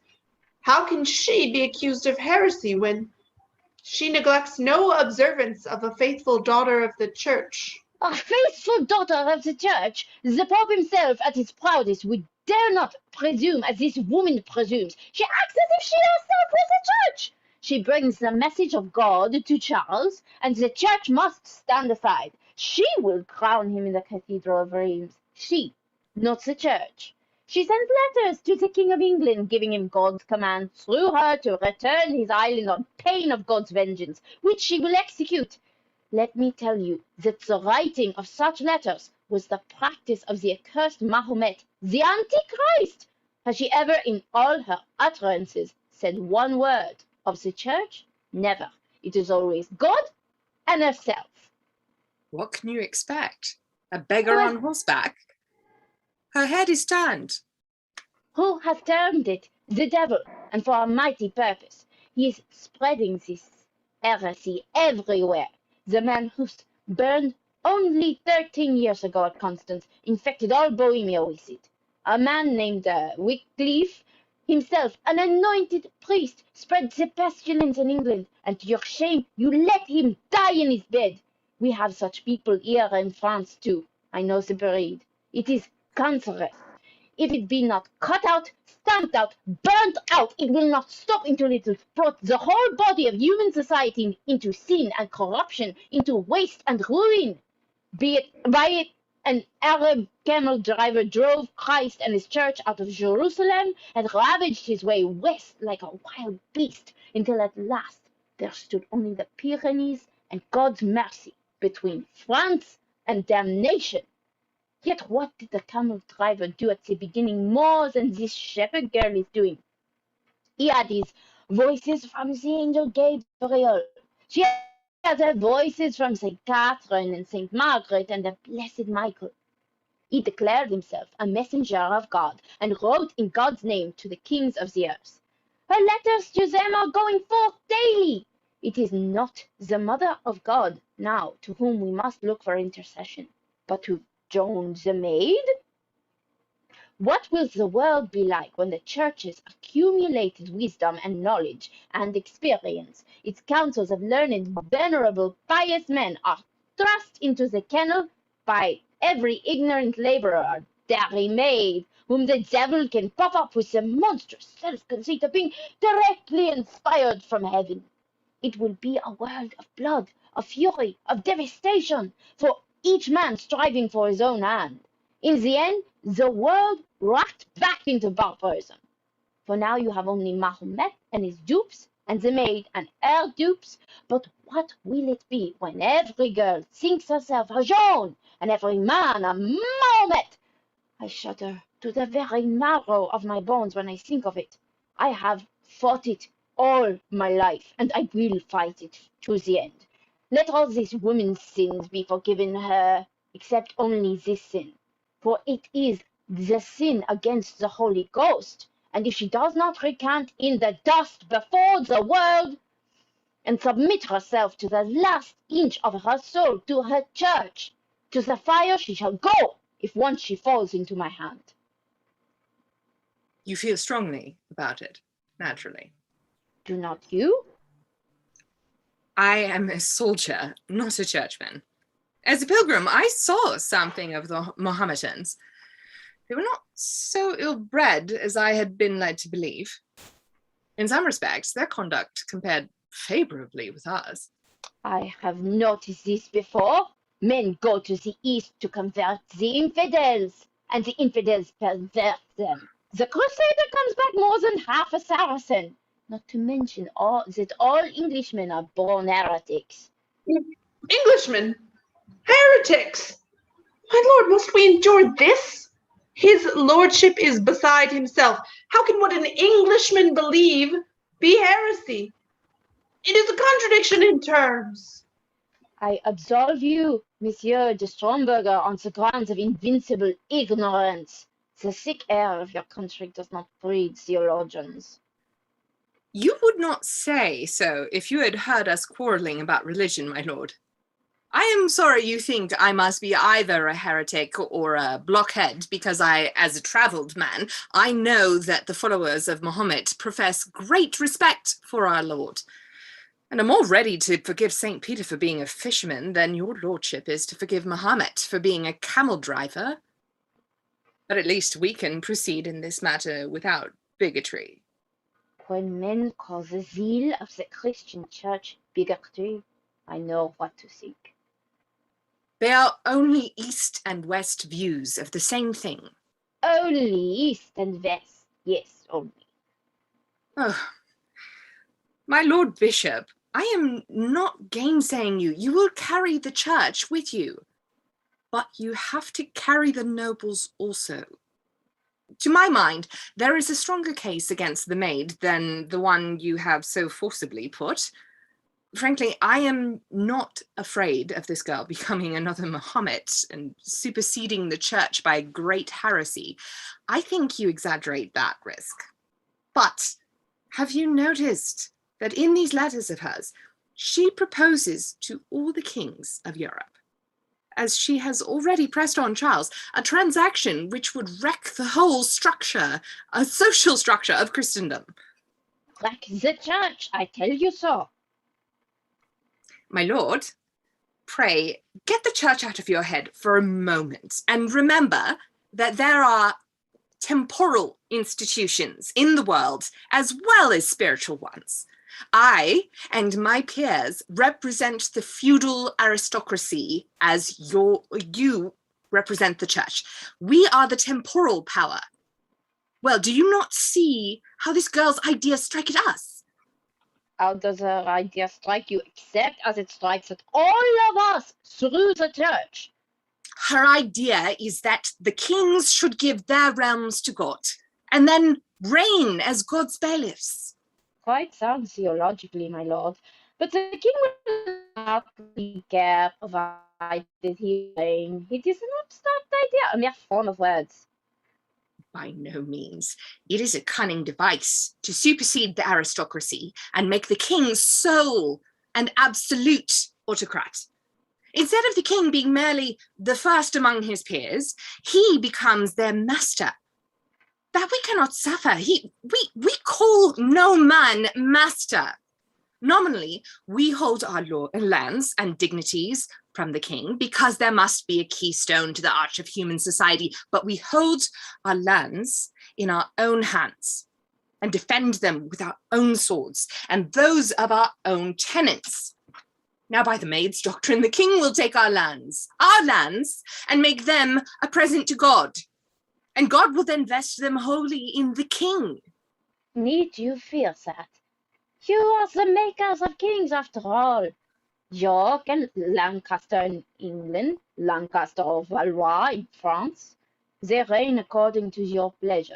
Yes, but only as long as the people follow their feudal lords and know the king only as a traveling show, owning nothing but the highway that belongs to everybody. If the people's thoughts and hearts were turned to the king and their lords became only the king's servants in their eyes, the king would break us across his knee one by one, and then what should we be but liveried courtiers in his halls? Still, you need not fear, my lord. Some men are born kings and some are born statesmen. The two are seldom the same. Where would the king find counselors to plan and carry out such a policy for him? Perhaps in the church, my lord.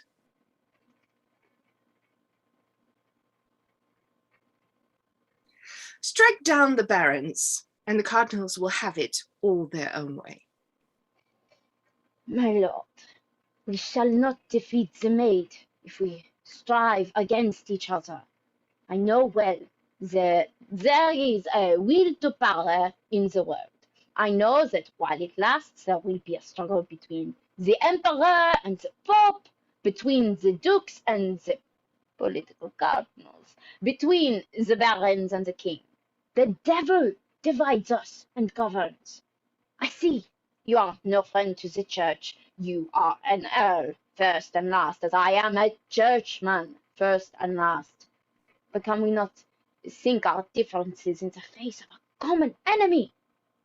I see now that what is in your mind is not that this girl has never once mentioned the church and thinks only of God and herself, but that she has never once mentioned the peerage and thinks only of the king and herself. Quite so. These two ideas of hers are the same idea at bottom. It goes deep, my lord. It is the protest of the individual soul against the interference of priest or peer between the private man and his God. I should call it Protestantism if I hadn't to find a name for it. You understand it wonderfully well, my lord. Scratch an Englishman and find a Protestant. I think you are not entirely void of sympathy with the made secular heresy, my lord. I leave you to find a name for it. You mistake me, my lord. I have no sympathy with political presumptions, but as a priest, I have gained knowledge of the minds of the common people, and there you will find yet another most dangerous idea. I can express it only by such phrases as France for the French, England for the English, Italy for the Italians, Spain for the Spanish, and so forth. It is sometimes so narrow and bitter in country folk that it surprises me that this country girl can rise above the idea of her village for its villagers. But she can. She does. When she threatens to drive the English from the soil of France, she is undoubtedly thinking of the whole extent of the country in which French is spoken. To her, the French-speaking people are what the Holy Scriptures describe as a nation. Call this side of a heresy nationalism, if you will. I can find you no better name for it. I can only tell you that it is essentially anti-Catholic and anti-Christian, for the Catholic Church knows only one realm, and that is the realm of Christ's kingdom. Divide that kingdom into nations, and you dethrone Christ. Dethrone Christ, and who will stand between our throats and the sword? The world will perish in a welter of war. Well, if you will burn the Protestant, I will burn the nationalist. Though perhaps I shall not carry Mr. John with me there. England for the English will appeal to him. Certainly. England for the English goes without saying. It is the simple law of nature. But this woman denies to England her legitimate conquest given her by God because of her peculiar fitness to rule over less civilized races for their own good. I do not understand what your lordships mean by Protestant and nationalist. You are too learned and subtle for a poor clerk like myself. But I know as a matter of plain common sense that the woman is a rebel, and that is enough for me.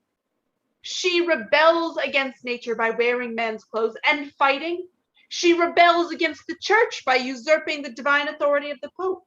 She rebels against God by her damnable league with Satan and his evil spirits against our army. And all these rebellions are only excuses for her great rebellion against England. That is not to be endured. Let her perish, let her burn, let her not infect the whole flock. It is expedient that one woman die for the people. My lord, we seem to be agreed.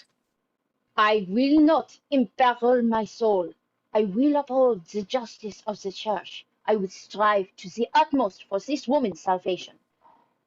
I am sorry for the poor girl. I hate these severities. I will spare her if I can. I would burn her with my own hands. Sancta simplicitas. Scene 5. The ambulatory in the Cathedral of Reims, near the doors of the vestry.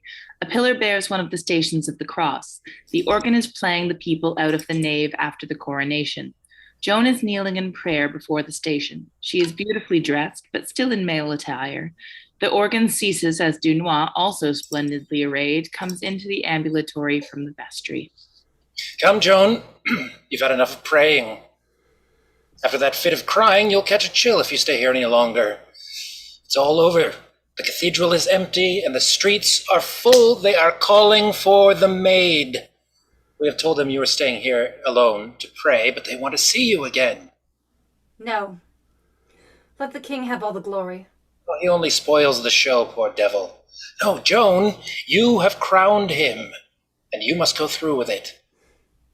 Come, it will be over in a couple of hours. It's better than the bridge at Orleans, eh?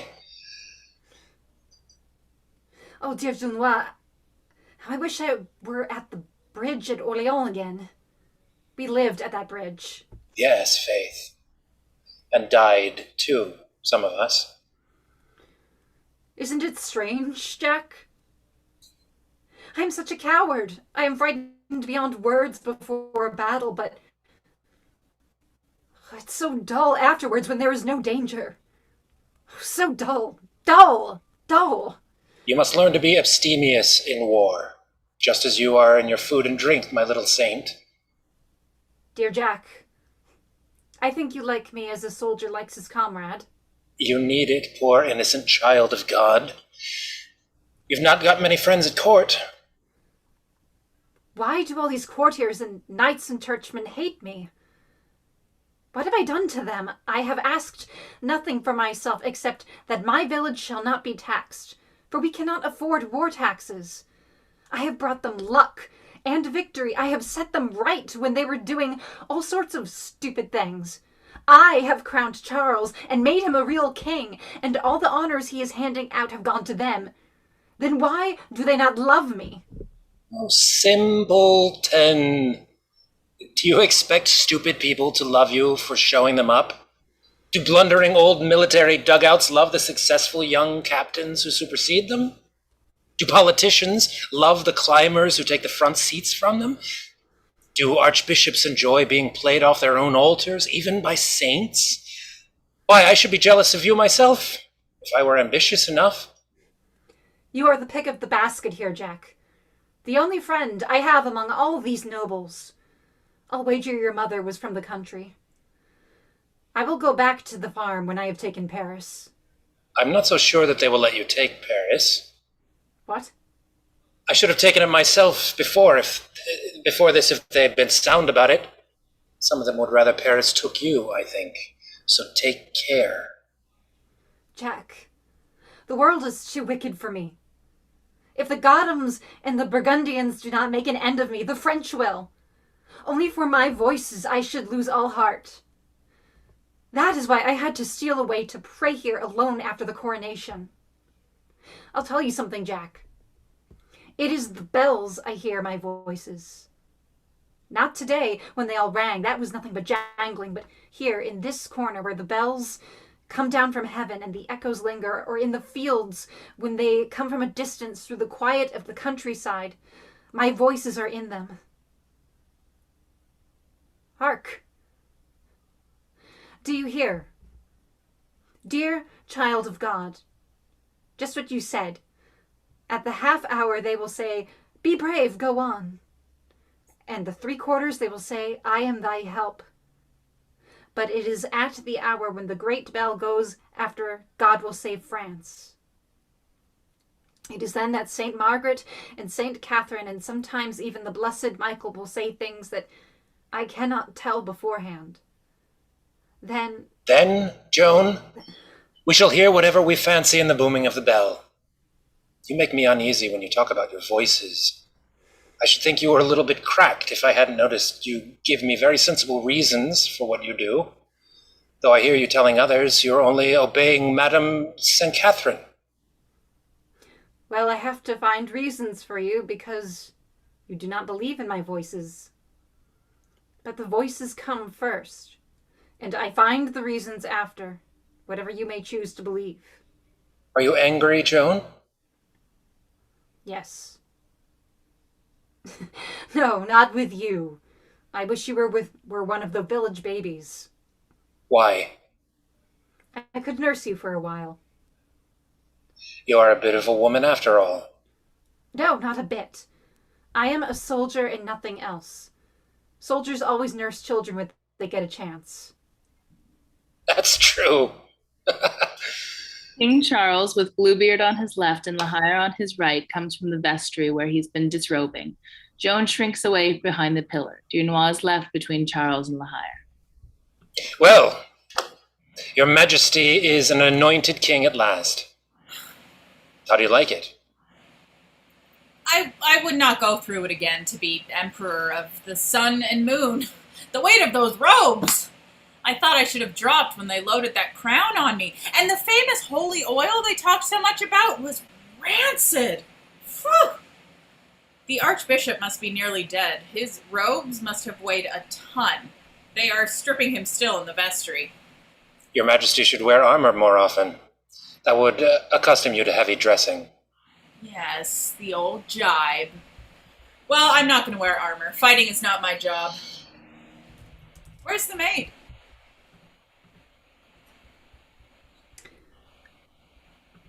Sire, I have made you king. My work is done. I'm going back to my father's farm. Oh, are you? Well, that will be very nice. Joan rises, deeply discouraged. A healthy life, you know. But a dull one. We'll find the petticoats tripping you up after leaving them off for so long. You will miss the fighting. It's a bad habit, but a grand one, and the hardest of all to break yourself of. Still, we don't want you to stay if you would really rather go home. I know well that none of you would be sorry to see me go. Well, I shall be able to swear when I want to, but I shall miss you at times. Lahire, in spite of all your sins and swears, we shall meet in heaven. For I love you as I love Pitou, my old sheepdog. Pitou could kill a wolf. You will kill the English wolves until they go back to their country and become good dogs of God, will you not? You and I together, yes. No. I shall only last a year from the beginning. What? What? I know it somehow. Nonsense. Jack, do you think you will be able to drive them out? Yes. I shall drive them out. They beat us because we thought battles were tournaments and ransom markets. We played the fool while the goddams took war seriously, but I've learned my lesson and taken their measure. They have no roots here. I've beaten them before, and I shall beat them again. You will not be cruel to them, Jack? The goddams will not yield to tender handling. We did not begin it. Jack, before I go home, let us take Paris. Oh, no. We shall lose everything we have gained. Oh, don't let us have any more fighting. We can make a very good treaty with the Duke of Burgundy. Treaty? Well, The Archbishop comes from the vestry and joins the group between Charles and Bluebeard.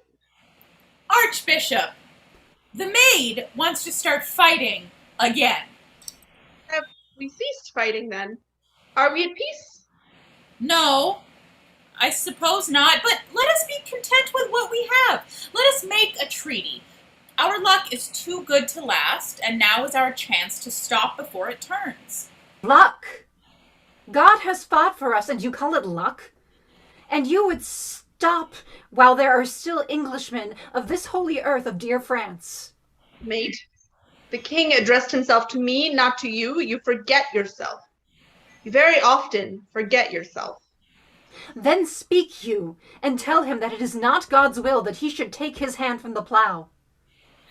If I am not so glib with the name of God as you are, it is because I interpret his will with the authority of the church and of my sacred office. When you first came, you respected it, and would not have dared to speak as you are now speaking. You came clothed with the virtue of humility, and because God blessed your enterprises accordingly, You have stained yourself with the sin of pride. The old Greek tragedy is rising among us. It is the chastisement of hubris. Yes. She thinks she knows better than everyone else. But I do know better than any of you seem to. And I am not proud. I never speak unless I know I am right. Just so. How do you know you are right? I always know my voices. Oh, your voices. Your voices. Well, why don't the voices come to me? I am king, not you. They do come to you, but you do not hear them. You have not sat in the field in the evening listening for them. When the Angelus rings, you cross yourselves and have done with it. But if you prayed from your heart and listened to the thrilling of the bells in the air after they stopped ringing, you would hear the voices as well as I do. But what voices do you need to tell you what the blacksmith can tell you? That you must strike while the iron is hot. I tell you, we must make a dash at Compiègne and relieve it as we relieved Orléans. Then Paris will open its gates, or if not, we will break through them. What is your crown worth without your capital?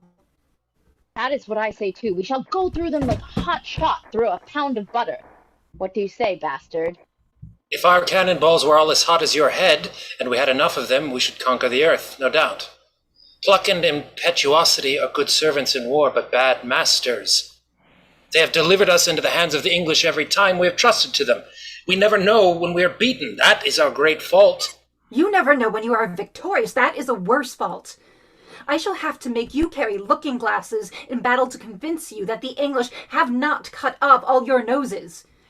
You would have been besieged in Orléans still, and your councils of war, if I had not made you attack. You should always attack, and if you only hold on long enough, the enemy will stop first. You don't know how to begin a battle.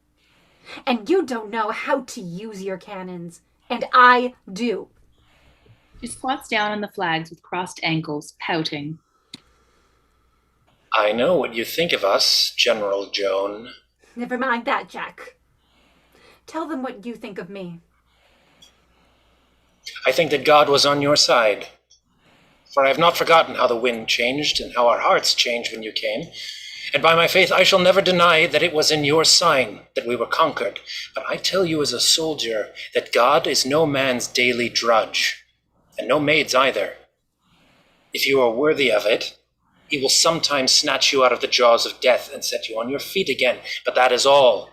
Once on your feet, you must fight with all your might and all your craft, for he has to be fair to your enemy too. Don't forget that.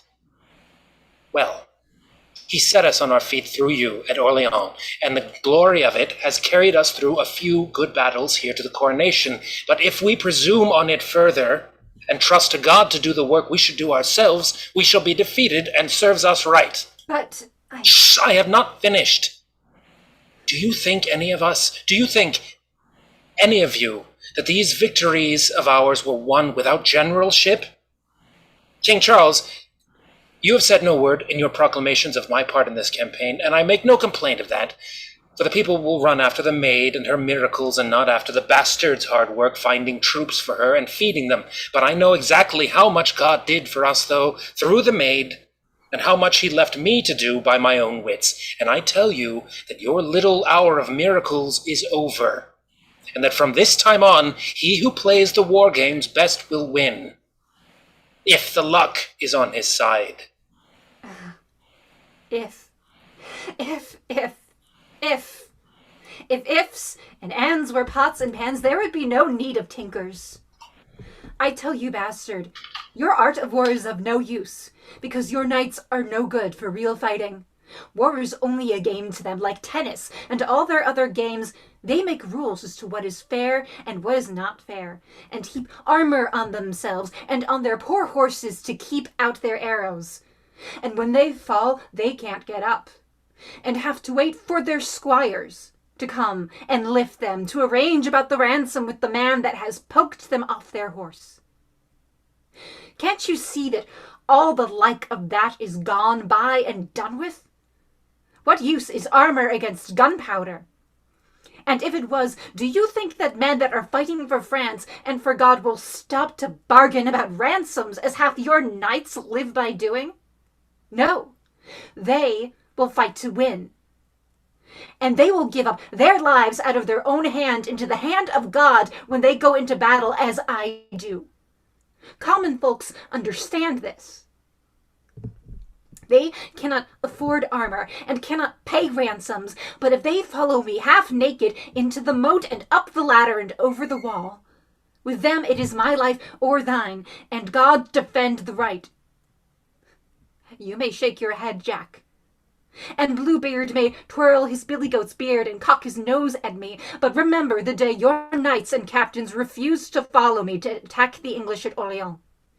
You locked the gates to keep me in, and it was the townsfolk and the common people that followed me and forced the gate and showed you the way to fight in earnest. Not content with being Pope Joan, you must be Caesar and Alexander as well. No, never mind whether it is pride or not. Is it true? Is it common sense? It is true. Half of us are afraid of having our handsome noses broken, and the other half are out paying off their mortgages. Let her have her way, Dunois. She does not know everything, but she has got hold of the right end of the stick. Fighting is not what it was, and those who know least about it often make the best job of it. I know all that. I do not fight in the old ways. I have learnt the lessons of Agincourt, of Poitiers, of Crécy. I know how many lives any move of mine will cost, and if the move is worth the cost, I make it and pay the cost. But Joan never counts the cost at all. She goes ahead and trusts to God. She thinks she has God in her pocket. Up to now, she's had the numbers on her side, and she's won. But I know Joan. And I see that someday she will go ahead, and when she has done only 10 men to do the work of 100, and then she will find that God is on the side of the big battalions. She will be taken by the enemy, and the lucky man that makes the capture will receive 16,000 pounds from the Earl of Warwick. 16,000 pounds? Hey, laddie, have they offered that for me? There cannot be that much money in the world. There is, in England. And now tell me, all of you, which of you will lift a finger to save Joan once the English have got her? I speak first, for the army. The day after she has been dragged from her horse by a Goddam or a Burgundian, and he is not struck dead, the day after she is locked in a dungeon, and the bars and bolts do not fly open at the touch of St. Peter's angel, the day when the enemy finds out that she is as vulnerable as I am, and not a bit more invincible, she will not be worth the life of a single soldier to us. And I will not risk that life, much as I cherish her as a companion in arms. I don't blame you, Jack. You are right. I am not worth one soldier's life if God lets me be beaten. But France may think me worth my ransom after what God has done for her through me. I tell you, I have no money. And this coronation, which is all your fault, has cost me the last farthing I can borrow. The church is richer than you, and I put my trust in the church. Woman, they will drag you through the streets and burn you as a witch. Oh, my lord, do not say that. It is impossible. I, a witch. Peter Cauchon knows his business. The University of Paris has burnt a woman for saying that what you have done was well done and according to God. But why? What sense is there in that? What have I done is according to God. They could not burn a woman for speaking the truth. They did. But you know that she was speaking the truth, and you would not let them burn me. How could I prevent them? You would speak in the name of the church. You are a great prince of the church. I would go anywhere with your blessing to protect me. I have no blessing for you while you are proud and disobedient. Oh, will you go on saying things like that? I am not proud and disobedient. I am a poor girl and so ignorant that I do not know A from B. How could I be proud? And how can you say that I am disobedient when I always obey my voices because they come from God? The voice of God on earth is the voice of the church militant, and all the voices that come to you are the echoes of your own willfulness. It is not true. You tell the Archbishop in his cathedral that he lies, and yet you say you are not proud and disobedient. I never said you lied. It was you that as good as said my voices lied. When have they ever lied? If you will not believe in them, even if they are only the echoes of my own common sense, are they not always right? And are not your earthly counsels always wrong? It is a waste of time admonishing you. It always comes back to the same thing. She is right, and everyone else is wrong. Take this as your last warning. If you perish through setting your private judgment above the instructions of your spiritual directors, the church disowns you and leaves you to whatever fate your presumption may bring upon you. The bastard has told you that if you persist in setting up your military conceit above the counsels of your commanders... To put it quite exactly, if you attempt to relieve the garrison at Compiègne without the same superiority in numbers you had at Orléans, the army will disown you and will not rescue you. And His Majesty, the King, has told you that the throne has not the means of ransoming you. Not a penny. You stand alone. Absolutely alone, trusting to your own conceit, your own ignorance, your own headstrong presumption, your own impiety, in hiding all these sins under the cloak of a trust in God. When you pass through these doors into the sunlight, the crowd will cheer you. They will bring you their little children and their invalids to heal. They will kiss your hands and feet and do what they can, poor, simple souls, to turn your head and madden you with the self-confidence that is leading you to your destruction. But you will be, nonetheless, alone. They cannot save you. We and we only can stand between you and the stake at which our enemies have burnt that wretched woman in Paris. I have better friends and better counsel than yours. You see that I am speaking in vain to a hardened heart. You reject our protection and are determined to turn us all against you. In future, then, fend for yourself, and if you fall, God have mercy on your soul. that is the truth, Joan. Heed it.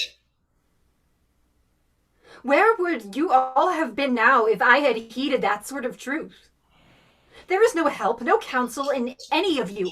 Yes, I am alone on earth. I have always been alone. My father told me my father told my brothers to drown me if I would not stay to mind his sheep while France was bleeding to death. France might perish if only our lambs were safe. I thought France would have friends at the court of the King of France, and I find only wolves fighting for pieces of her poor torn body. I thought God would have friends everywhere because he is the friend of everyone, and in my innocence I believed that you, who now cast me out, would be like strong towers to keep harm from me. But I am wiser now, and nobody is any the worse for being wiser. Do you think you can frighten me by telling me that I am alone? France is alone, and God is alone, and what is my loneliness before the loneliness of my country and my God? I see now that the loneliness of God is his strength. What would he be if he listened to your jealous little counsels? My loneliness shall be my strength too. It is better to be alone with God. His friendship will not fail me, nor his counsel, nor his love. In his strength I will dare and dare and dare until I die. I will go out now to the common people and let the love in their eyes comfort me for the hate in yours. You will all be glad to see me burnt. But if I go through the fire, I shall go through it to their hearts forever and ever and ever. And so, God be with me. She goes from them. They stare after her in glum silence for a moment. Then Gilles de Reyes twirls his beard. You know, the woman is quite impossible. I don't dislike her, really. But what are you to do with such a character? As God is my judge, if she fell into the Loire, I would jump in full armor to fish her out. But if she plays the fool at Compiègne and gets caught, I must leave her to her doom. And you had better chain me up, for I could follow her to hell when the spirit rises in her like that. She disturbs my judgment too. There is a dangerous power in her outbursts. But the pit is open at her feet, and for good or evil, we cannot turn her from it. If only she would keep quiet, or go home. They follow her dispiritedly. Scene 6, Rouen, 30th of May, 1431. A great stone hall in the castle, arranged for a trial at law, but not a trial by jury, the court being the bishop's court with the Inquisition participating. Hence, there are 2 raised chairs side by side for the bishop and the Inquisitor as judges. Rows of chairs radiating from them at an obtuse angle are for the canons, the doctors of law and theology, and the Dominican monks, who act as assessors. In the angle, this is the table for the scribes with stools. There is also a heavy, rough wooden stool for the prisoner. All these are at the inner end of the hall. The further end is open to the courtyard through a row of arches. The court is shielded from the weather by screens and curtains. Looking down the great hall from the middle of the inner end, the judicial chairs and scribes' tables are to the right. The prisoner's stool is to the left. There are arched doors right and left. It's a fine, sunshiny May morning. Warwick comes in through the arched doorway on the judge's side, followed by his page.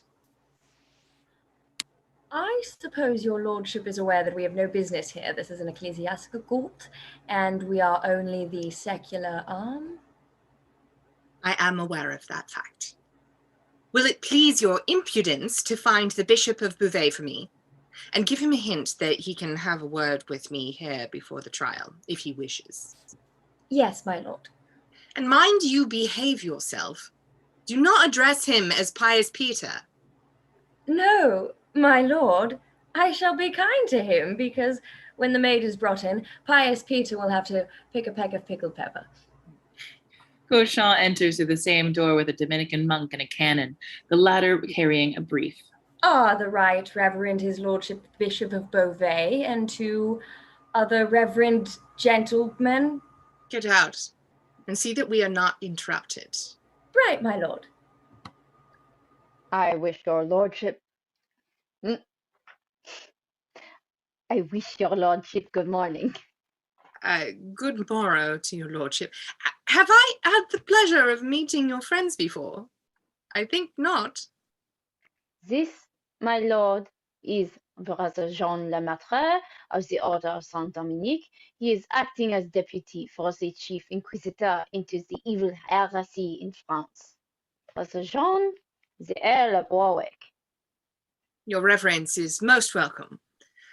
We have no inquisitor in England, unfortunately, though we miss him greatly, especially on occasions like the present.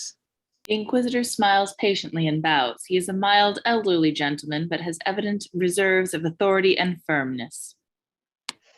This gentleman is Canon Jean d'Estevie of the chapter of Bayeux.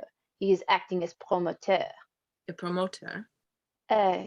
Prosecutor, you would call him in civil law. Prosecutor. Quite. I am very glad to make your acquaintance, Canon d'Estevie. D'Estevie bows. He's on the young side of the age, well-mannered but vulpine beneath his veneer. May I ask what stage the proceedings have reached? It is now more than 9 months since the maid was captured at Compiègne by the Burgundians. It is fully 4 months since I brought her from the Burgundians for a very handsome sum, solely that she might be brought to justice. It is very nearly 3 months since I delivered her up to you, my Lord Bishop, as a person suspected of heresy. May I suggest that you are taking a rather unconscionable time to make up your minds about a very plain case? Is this trial never going to end? It has not yet begun, my lord. Not yet begun? Why, you have been at it 11 weeks. We have not been idle, my lord. We have held 15 examinations of the maid, 6 public and 9 private. You see, my lord, I have been present at only 2 of these examinations. They were proceedings of the bishop's court solely and not of the Holy Office.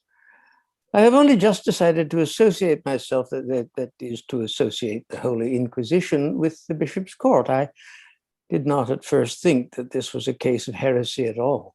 I regarded it as a political case and the maid as a prisoner of war. But having now been present at 2 of the examinations, I must admit that this seems to be one of the gravest cases of heresy within my experience. Therefore, everything is now in order and we proceed to trial this morning. This moment, if your lordship's convenience allows. Well, that is good news, gentlemen. I will not attempt to conceal from you that our patience was becoming strained. So I gathered from the threats of your soldiers to drown those of our people who favor the maid. Dear me, at all events, their intentions were friendly to you, my lord. I hope not. I am determined that the woman shall have a fair hearing. The justice of the church is not a mockery, my lord. Never has there been a fairer examination within my experience, my lord. The maid needs no lawyers to take her part. She will be tried by her most faithful friends, all ardently desirous to save her soul from perdition. Monsieur, I am the promoter, and it has been my painful duty to present the case against the girl. But believe me, I would throw out my case today and hasten to her defense if I did not know that men far my superiors were in learning and piety, in eloquence and persuasiveness, have been sent to reason with her, to explain to her the danger she is running and the ease with which she may avoid it. Men have dared to say that we are acting from hate, but God is our witness that they lie. Have we tortured her? No. Have we ceased to exhort her, to implore her to have pity on herself, to come to the bosom of her church as an erring but beloved child? Have we ever... Take care, Canon. All that you say is true, but if you make his lordship believe it, I will not answer for your life, and hardly for my own. Oh, my lord, you are very hard on us poor English. But we certainly do not share your pious desire to save the maid. In fact, I tell you now plainly that her death is a political necessity, which I regret, but cannot help. If the church lets her go... If the church lets her go, woe to the man, were he the emperor himself, who dares lay a finger on her. The church is not subject to any political necessity, my lord. You need have no anxiety about the result, my lord. You have an invincible ally in the matter, one who is far more determined than you that she shall burn. And who is this very convenient partisan, may I ask? The maid herself. Unless you put a gag in her mouth, you cannot prevent her from convicting herself 10 times over every time she opens it. Vraiment, that is perfectly true, my lord. My hair bristles on my head when I hear so young a creature utter such blasphemies. Oh. By all means, do your best for her if you are quite sure it will be of no avail. I should be sorry to have to act without blessing of the church. And yet they say Englishmen are hypocrites. You play for your side, my lord, even at the peril of your soul. I cannot but admire such devotion, but I dare not go so far myself. I fear damnation. If we feared anything, we could never govern England, my lord. Shall I send your people in to you? Yes, it will be very good of your lordship to withdraw and allow the court to assemble. Warwick turns on his heel and goes out through the courtyard. Cauchon takes one of the judicial seats and Destivest stirs at the tribe's table, studying his brief. What scoundrels these English nobles are. All secular power makes men scoundrels. They are not trained for the work. And they have not the apostolic succession. Our own nobles are just as bad. Bishop's assessors hurry into the hall, headed by Chaplain de Stogumber and Canon de Courcelles, a young priest of 30. The scribes sit at the table, leaving a chair vacant opposite Desteve. Some of the assessors take their seats. Others stand chatting, waiting for the proceedings to begin formally. De Stogumber, aggrieved and obstinate, will not take his seat. Neither will the canon, who stands on his right. Good morning, Master de Stogumber. Chaplain to the Cardinal England. Of Winchester, my lord. I have to make a protest, my lord. You make a great many. I am not without support, my lord. Here is Master de Courcelles, a canon of Paris, who associates himself with me in my protest. Well, what is the matter? Speak you, Master de Courcelles, since I do not seem to enjoy his lordship's confidence.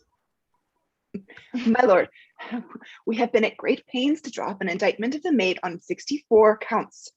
We are not told that they have been reduced without consulting us. Master de Courcelles, I am the culprit. I am overwhelmed with admiration for the zeal displayed in your 64 counts, but in accusing a heretic, as in other things, enough is enough. Also, you must remember that all the members of the court are not so subtle and profound as you, and that some of your very great learning might appear to them to be very great nonsense. Therefore, I have thought it well to have your 64 articles cut down to 12. 12? 12 will, believe me, be quite enough for your purpose. Some of the most important points have already been reduced almost to nothing. For instance, the maid has actually declared the blessed saints Margaret and Catherine and the holy archangel Michael spoke to her in French. That is a vital point. You think, doubtless, that they should have spoken in Latin? No, he thinks they should have spoken in English. Naturally, my lord. Well, as we are all here agreed, I think, that these voices of the maid are the voices of evil spirits tempting her to her damnation, it would not be very courteous to you, Master de Stogumber, or to the King of England, to assume that English is the devil's native language, so let it pass. The matter is not wholly omitted from the 12 articles. Pray, take your places, gentlemen, and let us proceed to business. All who have not taken their seats do so. Well, I protest. That is all. I think it hard that all of our work should go for nothing. It's only another example of all the diabolical influence which this woman exercises over the court. Do you suggest that I am under diabolical influence? Oh, I suggest nothing, my lord, but it seems to me that there is a conspiracy here to hush up the fact that the maid stole the Bishop of Senley's horse. This is not a police court. Are we to waste our time on such rubbish? My lord, do you call the bishop's horse rubbish? Master de Courcelles, the maid alleges that she paid handsomely for the bishop's horse, and that if he did not get the money, the fault was not hers. As that may be true, the point is one on which the maid may well be acquitted. Well, yes, if it was an ordinary horse, but the bishop's horse, how can she be acquitted for that? I submit to you with great respect that if we persist in trying the maid on trumpery issues on which we may have to declare her innocent, she may escape us on the great main issue of heresy, on which she seems so far to insist on her own guilt. I will ask you, therefore, to say nothing when the maid is brought before us of these stealings of horses and dancing around fairy rings with the village children and prayings at haunted wells and a dozen other things which you were diligently inquiring into until my arrival. There's not a village girl in France against whom you could not prove such things. They all dance around haunted trees and pray at magic wells. Some of them would steal the Pope's horse if they got the chance. Heresy, gentlemen, heresy is the charge we have to try. The detection and suppression of heresy is my peculiar business. I am here as an inquisitor, not as an ordinary magistrate. Stick to the heresy, gentlemen. Leave the other matters alone. I may say that we have sent to the girl's village to make inquiries about her, and there is practically nothing serious against her. What? Serious, my lord. Be silent, gentlemen, or speak one at a time. Courcelles collapses into his chair, intimidated. That is what the maid said to us last Friday. I wish you had followed their counsel, sir. When I say nothing serious, I mean nothing that men of sufficiently large mind to conduct an inquiry like this would consider serious. I agree with my colleague the Inquisitor that it is on the count of heresy that we must proceed. But is there any great harm in the girl's heresy? Is it not merely her simplicity? Many saints have said as much as Joan. Brother Martin, if you had seen what I have seen of heresy, you would not think it a light thing, even in its most apparently harmless and even lovable and pious origins. Heresy begins with people who are to all appearance better than their neighbors, a gentle and pious girl, or a young man who has obeyed the command of our Lord by giving all his riches to the poor and putting on the garb of poverty, the life of austerity and the rule of humility and charity. Maybe the founder of a heresy that will wreck both church and empire if not ruthlessly stamped out in time. The records of the Holy Inquisition are full of histories we dare not give to the world because they are beyond the belief of honest men and innocent women, yet they all began with saintly simpletons. I have seen this again and again. Mark what I say. The woman who quarrels with her clothes and puts on the dress of a man is like the man who throws off his fur gown and dresses like John the Baptist. They are followed as surely as the night follows the day by bands of wild women and men who refuse to wear any clothes at all. When maids will neither marry nor take regular vows, and men reject marriage and exalt their lusts into divine inspirations, then as surely as the summer follows the spring, they begin with polygamy and end by incest.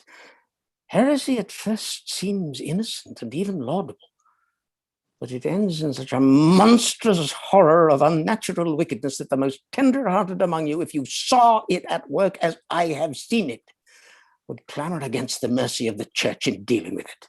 For 200 years, the Holy Office has striven with these diabolical madnesses, and it knows that they begin always by vain and ignorant persons setting up their own judgment against the church and taking it upon themselves to be the interpreters of God's wills. You must not fall into the common error of mistaking these simpletons for liars and hypocrites. They believe honestly and sincerely that their diabolical inspiration is divine. And therefore, you must be on your guard against your natural compassion. You are all, I hope, merciful men. How else could you have devoted your lives to the service of our gentle Savior? You're going to see before you a young girl, pious and chaste. For I must tell you, gentlemen, that the things said of her by our English friends are supported by no evidence, whilst there is abundant testimony that her excesses have been excesses of religion and charity and not of worldliness and wantonness.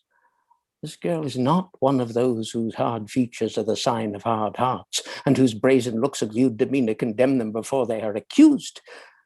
The devilish pride that has led her into her present peril has left no mark on her countenance. Strange as it may seem to you, it has even left no mark on her character outside those special matters in which she is proud, so that you will see a diabolical pride and a natural humility seated side by side in the self-same soul. Therefore, be on your guard. God forbid that I should tell you to harden your hearts, for her punishment, if we condemn her, will be so cruel that we should forfeit our own hope of divine mercy. Was there one grain of malice against her in our hearts? But if you hate cruelty, and if any man here does not hate it, I command him on his soul's salvation to quit this holy court. I say, if you hate cruelty, remember that nothing is so cruel in its consequences as the toleration of heresy. Remember also that no court of law can be so cruel as the common people are to those whom they suspect of heresy. The heretic in the hands of the Holy Office is safe from violence. is assured of a fair trial and cannot suffer death even when guilty, if repentance follows sin. Innumerable lives of heretics have been saved because the Holy Office has taken them out of the hands of people and because the people have yielded them up, knowing that the Holy Office would deal with them. Before the Holy Inquisition existed, and even now when its officers are not within reach, the unfortunate wretch suspected of heresy, perhaps quite ignorantly and unjustly, is stoned, torn in pieces, drowned, burnt in his house with all his innocent children, without a trial, unshriven, unburied, save as a dog is buried. All of them deeds hateful to God and most cruel to man. Gentlemen, I am compassionate by nature as well as by my profession. And though the work I have to do may seem cruel to those who do not know how much more cruel it would be to leave it undone, I would go to the stake myself sooner than do it if I did not know its righteousness, its necessity, its essential mercy. I ask you to address yourself to this trial in that conviction. Anger is a bad counselor. Cast out anger. Pity is sometimes worse. Cast out pity. But do not cast out mercy. Remember only that justice comes first. Have you anything to say, my lord, before we proceed to trial? You have spoken for me, and spoken better than I could. I do not see how any sane man could disagree with the words that has fallen from you. But this I will add. The crude heresies of which you have told us are horrible, but their horror is like that of the Black Death. They rage for a while and then die out, because sound and sensible men will not, under any incitement, be reconciled to nakedness and incest and polygamy and the like. But we are confronted today throughout Europe with heresy that is spreading among men not weak in mind, not diseased in brain. Nay, the stronger the mind, the more obstinate the heretic. It is neither discredited by fantastic extremes, nor corrupted by the common lusts of the flesh. But it, too, sets up the private judgment of the single erring mortal against the considered wisdom and experience of the Church. The mighty structure, Catholic Christendom, will never be shaken by naked madmen or by the sins of Moab and Ammon. But it may be betrayed from within and brought to barbarous ruin and desolation by this arch heresy, which the English commander calls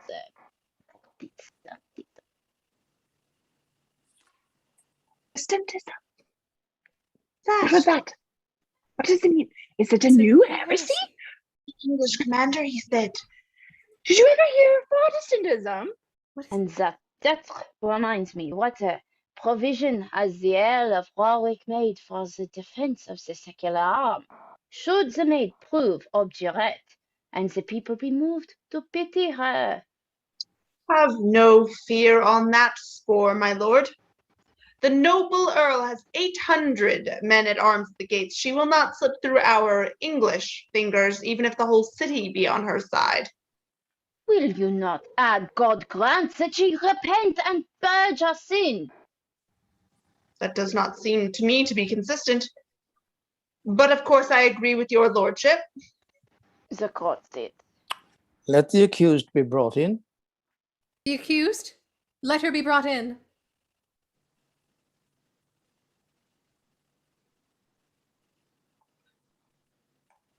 Sit down, Joan.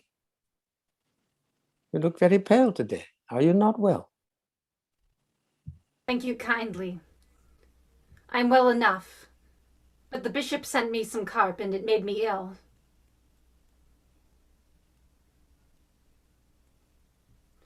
I know you meant to be good to me, but it is a fish that does not agree with me.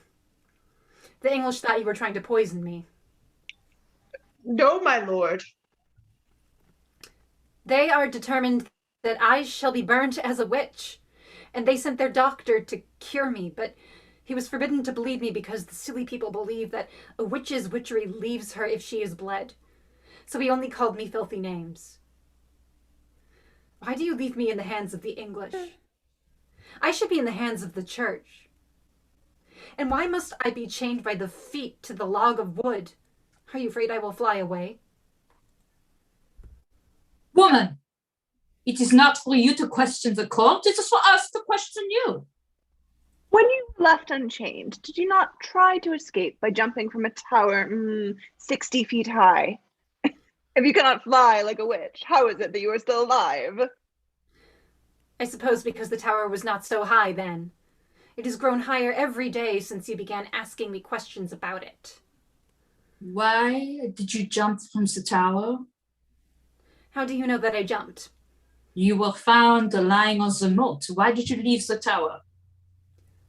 Why would anybody leave a prison if they could get out? You tried to escape. Of course I did. And not for the first time either. If you leave the door of the cage open, the bird will fly out. That is a confession of heresy. I call the attention of the court to it. Heresy, he calls it. Am I a heretic because I tried to escape from prison? Assuredly, if you are in the hands of the church and you willfully take yourself out of its hands, you are deserting the church, and that is heresy. It is great nonsense. Nobody could be such a fool as to think that. You hear?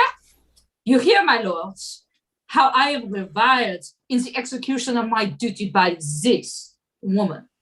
I have warned you before, Joan, that you are doing yourself no good with these bad answers. But you will not talk sense to me. I am reasonable if you will be reasonable. This is not yet in order. You forget, Master Promoter, that the proceedings have not been formally opened. The time for questions is after she has sworn on the Gospels to tell us the whole truth. You say this to me every time. I have said again and again that I will tell you all that concerns this trial.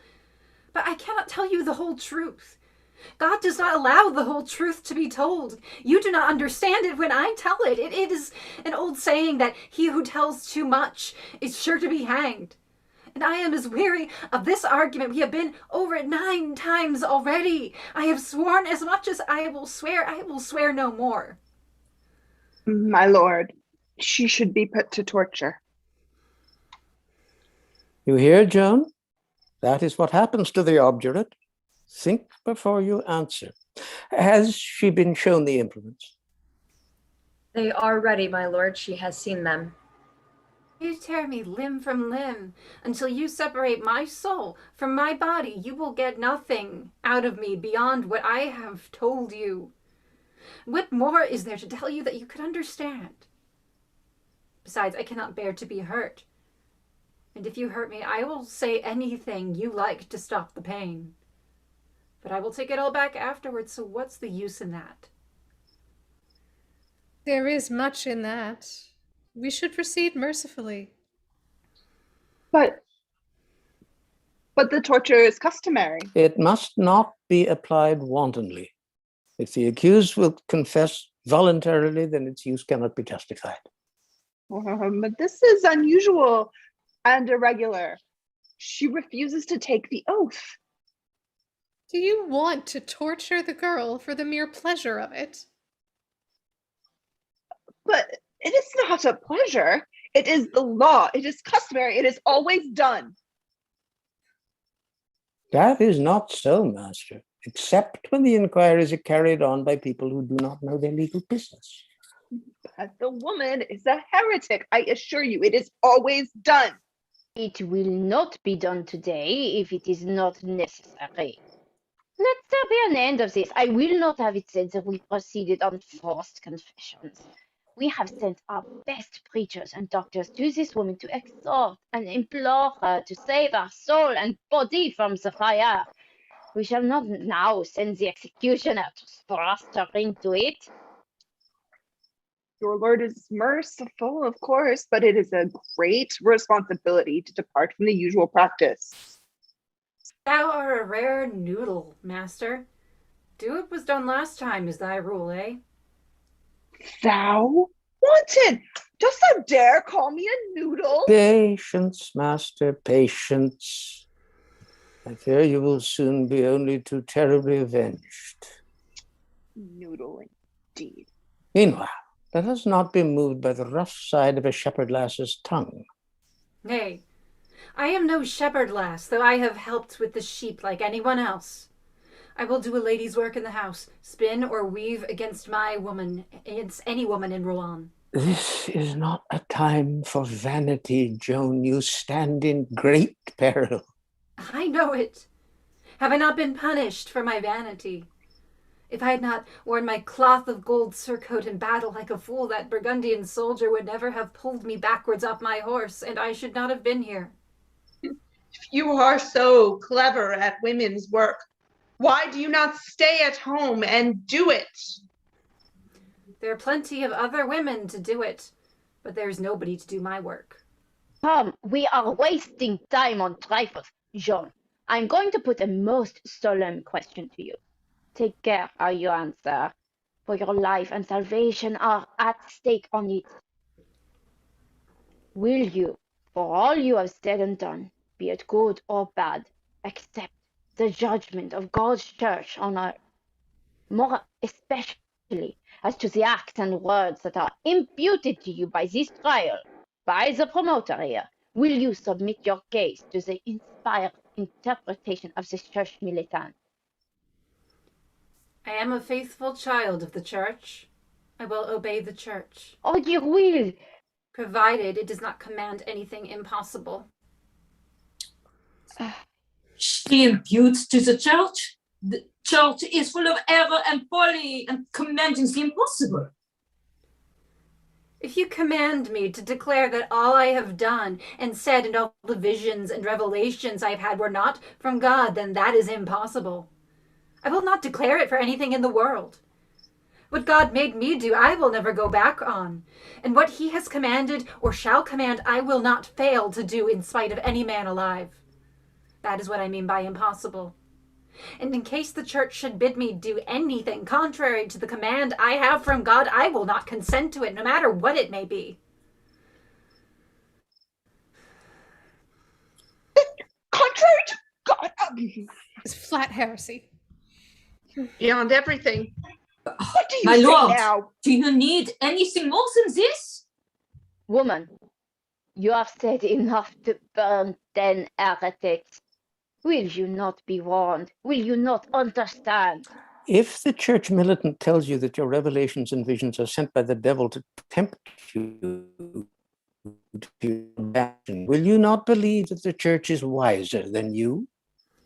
I believe that God is wiser than I, and it is his commands that I will do. All the things that you call my crimes have come to me by the command of God. I say that I have done them by the order of God. It is impossible for me to say anything else. If any churchman says the contrary, I shall not mind him.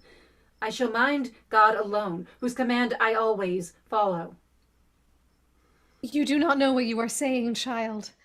Do you want to kill yourself? Listen, do you not believe that you are subject to the Church of God on earth? Yes, when have I ever denied it? Good. That means, does it not, that you are subject to our Lord the Pope, to the cardinals, the archbishops, and the bishops for whom his lordship stands here today? God must be served first. Then your voices command you not to submit yourself to the church militants? My voices do not tell me to disobey the church, but God must be served first. And you, and not the church, are to be the judge. What other judgment can I judge by but my own? Oh, Oh, out of your own mouth! You have condemned yourself. We have striven for your salvation to the verge of sinning ourselves. We have opened the door to you again and again, and you have shut it in our faces and in the face of God. Dare you pretend, after what you have said, that you are in a state of grace? If I am not, God may bring me to it. If I am, may God keep me in it. That is a very good reply, my lord. Were you in a state of grace when you stole the bishop's horse? Oh, devil take the bishop's horse, and you too. We are here to try a case of heresy, and no sooner do we come to the root of the matter than we are thrown back by idiots who understand nothing but horses. Gentlemen, gentlemen. In clinging to these small issues, you are the maid's best advocates. I'm not surprised that his lordship has lost patience with you. What does the promoter say? Does he press these trumpery matters? I am bound by my office to press everything. But when this woman confesses heresy, we must bring upon her the doom of excommunication. Of what consequence is of that she has been guilty also of offenses which expose her to minor penances? I share the impatience of his lordship as to these minor changes. Only with great respect, I must emphasize the gravity of two very horrible and blasphemous crimes, which she does not deny. First, she has intercourse with evil spirits and is therefore a sorceress. Second, she wears men's clothes, which is indecent, unnatural, and abominable. And in spite of our most earnest remonstrances and entreaties, she will not change them, even to receive the sacraments. Is the blessed Saint Catherine an evil spirit? Is Saint Margaret, is Michael the archangel? How do you know that the spirit which appears to you is an archangel? Does he not appear to you as a naked man? Do you think God cannot afford clothes for him? Well answered, Joan. It is, in effect, well answered. But no evil spirit would be so simple as to appear to a young girl in a guise that would scandalize her when he meant her to take him for a messenger from the Most High. Joan, the Church instructs you that these apparitions are demons seeking your soul's perdition. Do you accept the instruction of the Church? I accept the messenger of God. How could any faithful believer in the Church refuse him? Wretched woman, again I ask you, do you know what you are saying? You wrestle in vain with the devil for her soul, my lord. She will not be saved. Now, as to this matter of the man's dress, for the last time, will you put off that impudent attire and dress as becomes your sex? I will not. The sin of disobedience, my lord. But my voices tell me I must dress as a soldier. Joan, does that not prove to you that the voices are the voices of evil spirits? Can you suggest to us one good reason why an angel of God should give you such shameless advice? Why, yes, what can be plainer common sense? I was a soldier living among soldiers. I am a prisoner guarded by soldiers. If I were to dress as a woman, they would think of me as a woman, and then what would become of me? If I dress as a soldier, they think of me as a soldier, and I can live with them as I do at home with my brothers. That is what St. Catherine tells me, that I must not dress as a woman unless she gives me the leave. When will she give you leave? Will you take me out of the hands of the English soldiers? I have told you that I should be in the hands of the Church and not left night and day with 4 soldiers of the Earl of Warwick. Do you want me to live with them in petticoats? My lord, what she says is, God knows, very wrong and shocking. But there is a grain of worldly sense in it, such as might impose on a simple village maiden. If we were as simple in the village as you are in your courts and palaces, there would soon be no wheat to make bread for you.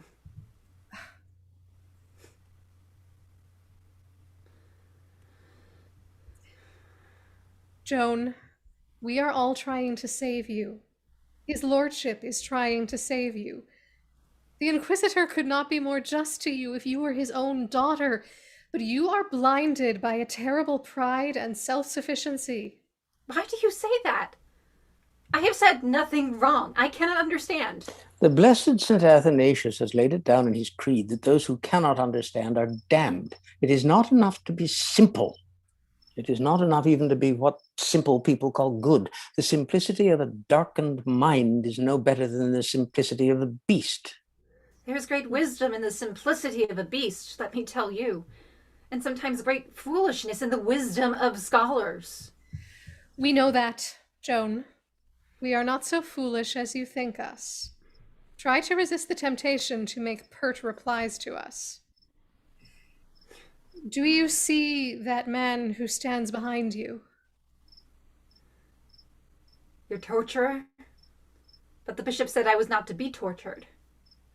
You are not to be tortured, because you have confessed everything that is necessary to your condemnation. That man is not only the torturer, he is also the executioner. Executioner, let the maid hear your answers to my questions. Are you prepared for a burning of a heretic this day? Yes, master. Is the stake ready? It is, in the marketplace. The English have built it too high for me to get near her and make the death easier. It will be a cruel death. But you're not going to burn me now. You realize it at last. There are 800 English soldiers waiting to take you to the marketplace the moment the sentence of excommunication has passed the lips of your judges. You are within a few short moments of that doom. Oh, God. Do not despair, Joan. The church is merciful. You can save yourself. Yes. My voices promised me I should not be burnt. Saint Catherine bade me be bold. Woman, are you quite mad? Do you not see yet how your voices have deceived you? No, that is impossible. Impossible? They have led you straight to your excommunication and to the stake which is there waiting for you. Have they kept a single promise to you since you were taken at Compiègne? The devil has betrayed you. The church holds out its arms to you. It's true. It's true, my voices have deceived me. I've been mocked by devils. My faith is broken. I have dared, but only a fool will walk into that fire. God who gave me common sense cannot will me to do that. Now God be praised that he has saved you at the 11th hour. Amen. What must I do? You must sign a solemn recantation of your heresy. Sign? That means to write my name. I cannot write. You have signed many letters before. Yes, but someone held my hand and guided the pen. I can make my mark. My lord, do you mean to say that you are going to allow this woman to escape us? The law must take its course, Master de Stoggenberg, and you know the law. I know that there is no faith in a Frenchman. I know what my lord, the Cardinal of Winchester, will say when he hears of this. I know what the Earl of Warwick will do when he learns that you intend to betray him. There are 800 men at the gate who will see that this abominable witch is burnt in spite of your teeth.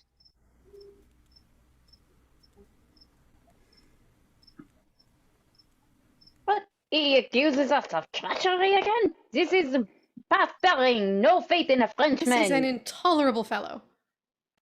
Just silence, pray. Gentlemen, pray, silence. Master Chaplain, bethink you a moment of your holy office, of what you are and where you are. I direct you to sit down. I will not sit down. Master Inquisitor, this man has called me a traitor to my face before now. So you are a traitor. You are all traitors. You have been doing nothing but begging this damnable witch on your knees to recant all through this trial. If you will not sit, you must stand, that is all. I will not stand. My lord, here is the form of recantation for the maid to sign. Read it to her. Do not trouble. I will sign it. Woman, you must know what you are putting your hand to. Read it to her, Brother Martin, and let all be silent. I, Joan, commonly called the maid, a miserable sinner, do confess that I have most grievously sinned in the following articles. I have pretended to have revelations from God and the angels and the blessed saints, and perversely rejected the Church's warnings that these were temptations by demons. I have blasphemed abominably by wearing an immodest dress, contrary to the Holy Scripture and the canons of the Church. Also, I have clipped my hair in the style of a man, and against all the duties which have made my sex specifically acceptable in heaven, have taken up the sword, even to the shedding of human blood, inciting men to slay each other, invoking evil spirits to delude them, and stubbornly and most blasphemously imputing these sins to Almighty God. I confess to the sin of sedition, to the sin of idolatry, to the sin of disobedience, to the sin of pride, and to the sin of heresy. All of which sins I now renounce and abjure and depart from, humbly thanking you, doctors and masters, who have brought me back to the truth and into the grace of our Lord. And I will never return to my errors, but will remain in communion with our Holy Church and in obedience to our Holy Father, the Pope of Rome. All this I swear by God Almighty and the Holy Gospels, in witness whereto I sign my name to this recantation. You understand this, Joan? It is plain enough, sir. And is it true? It may be true. If it were not true, the fire would not be ready for me in the marketplace. Come, child, let me guide your hand. Take the pen. J-E-H-A-N-E.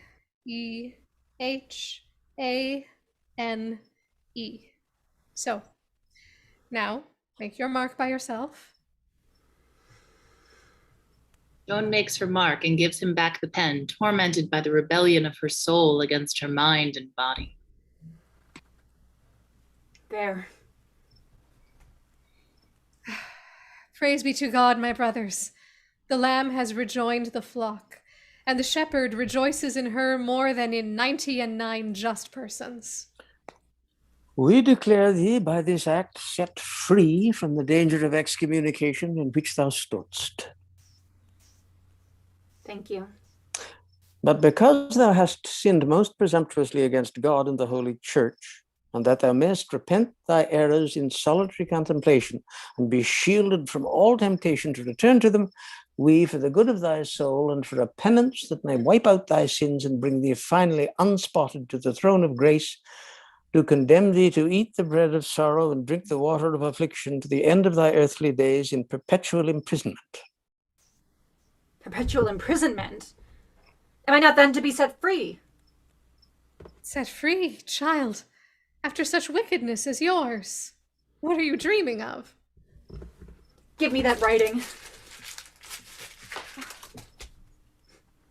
Light your fire. Do you think I dread it as much as the life of a rat in a hole? My voices were right. Joan! Joan! Yes, they told me you were fools. And that I was not to listen to your fine words nor trust to your charity. You promised me my life, but you lied. You think that life is nothing but not being stone dead. It is not the bread and water I fear. I can live on bread. When have I asked for more? It is no hardship to drink water if the water be clean. Bread has no sorrow for me, and water no affliction. But to shut me from the light of the sky and the sight of the fields and flowers, and to chain my feet so that I can never ride again with the soldiers, nor climb the hills, to make me breathe foul, damp darkness, and keep me from everything that brings me back to the love of God when your wickedness and foolishness tempt me to hate him. All this is worse than the furnace in the Bible that was heated 7 times. I could do without my war horse. I could drag about in a skirt. I could let the banners and the trumpets and the knights and the soldiers pass me and leave me behind as they leave the other women.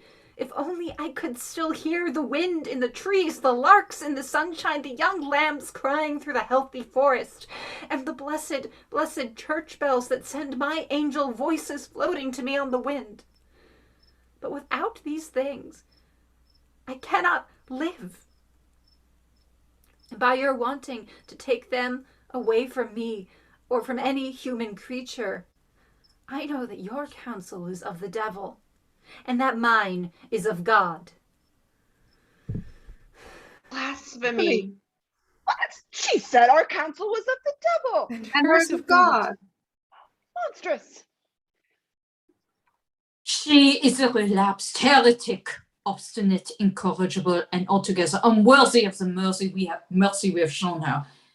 I call for her excommunication. Light your fire, man. To the stake with her. The executioner and his assistants hurry out through the courtyard. You wicked girl. If your counsel were of God, would he not deliver you? His ways are not your ways. He wills I go through the fire to his bosom, for I am his child, and you are not fit that I should live among you. That is my last word. The soldiers seize her. Not yet. They wait. There is a dead silence. Cauchon turns to the Inquisitor with an inquiring look. The Inquisitor nods affirmatively. They rise solemnly and intone the sentence atyphonatically. We decree that thou art a relapsed heretic, Cast out from the unity of the church, sundered from her body, infected with the leprosy of heresy, a member of Satan. we declare that thou must be excommunicate. And now we do cast thee out, segregate thee, and abandon thee to the secular power. Admonishing the same secular power that it moderate its judgment of thee in respect of death and division of the limbs. And if any true sign of penitence appear in thee, to permit our brother Martin to administer to thee the sacrament of penance. Into the fire with the witch. He rushes at her and helps the soldiers to push her out. Joan is taken away through the courtyard. The assessors rise in disorder and follow the soldiers, except Ladvenu, who has hidden his face with his hands. Oh, no, this is irregular. The representative of the secular arm should be here to receive her from us. That man is an incorrigible fool. Brother Martin, see that everything is done in order. My place is at her side, my lord. You must exercise your own authority. These English are impossible. They will thrust her straight into the fire. Look! He points to the courtyard in which the glow and flicker of fire can now be seen reddening the May daylight. Only the bishop and the Inquisitor are left in the court. We must stop that. Yes, but not too fast, my lord. But there is not a moment to lose. We have proceeded in perfect order. If the English choose to put themselves in the wrong, it is not our business to put them in the right. A flaw in the procedure may be useful later on, one never knows. And the sooner it is over, the better for that poor girl. That is true. But I suppose we must see this dreadful thing through. One gets used to it. Habit is everything. I am accustomed to the fire. It is soon over. But it is a terrible thing to see a young and innocent creature crushed between these mighty forces, the church and the law. You call her innocent? No, quite innocent. What does she know of the church and the law? She didn't understand a word we were saying. It's the ignorant who suffer. Come, or we shall be late for the end. I shall not be sorry if we are. I'm not so accustomed as you. They're going out when Warwick comes in, meeting them. Oh, I'm intruding. I thought it was all over. Do not go, my lord. It is all over. The execution is not in our hands, my lord, but it is desirable that we should witness the end. So, by your leave. There is some doubt whether your people have observed the forms of law, my lord. I'm told that there is some doubt whether your authority runs in this city, my lord. It is not in your diocese. However, if you will answer for that, I will swear for the rest. It is to God that we must both answer. Good morning, my lord. Good morning, my lord. Good morning. They look at one another for a moment with unconcealed hostility. Then Cauchon follows the Inquisitor out. Warwick looks around, finding himself alone. He calls for attendance. Hello? Some attendants here. Hello there. Hello, Brian, young blackguard, where are you? God. They've all gone to see the burning, even that child. The silence is broken by someone frantically howling and sobbing. What the devil's name? The chaplain staggers in from the courtyard like a demented creature, his face streaming with tears, making the piteous sounds that Warwick has heard. He stumbles to the prisoner's stool and throws himself upon it with heart-rending sobs. What is it, Master John? What is the matter? My lord, for Christ's sake, pray for my wretched, guilty soul. Yes, of course I will. Calmly, gently. I am not a bad man, my lord. No, not at all. I meant no harm. I did not know what it would be like. Oh. You saw it then? Did not know what I was doing.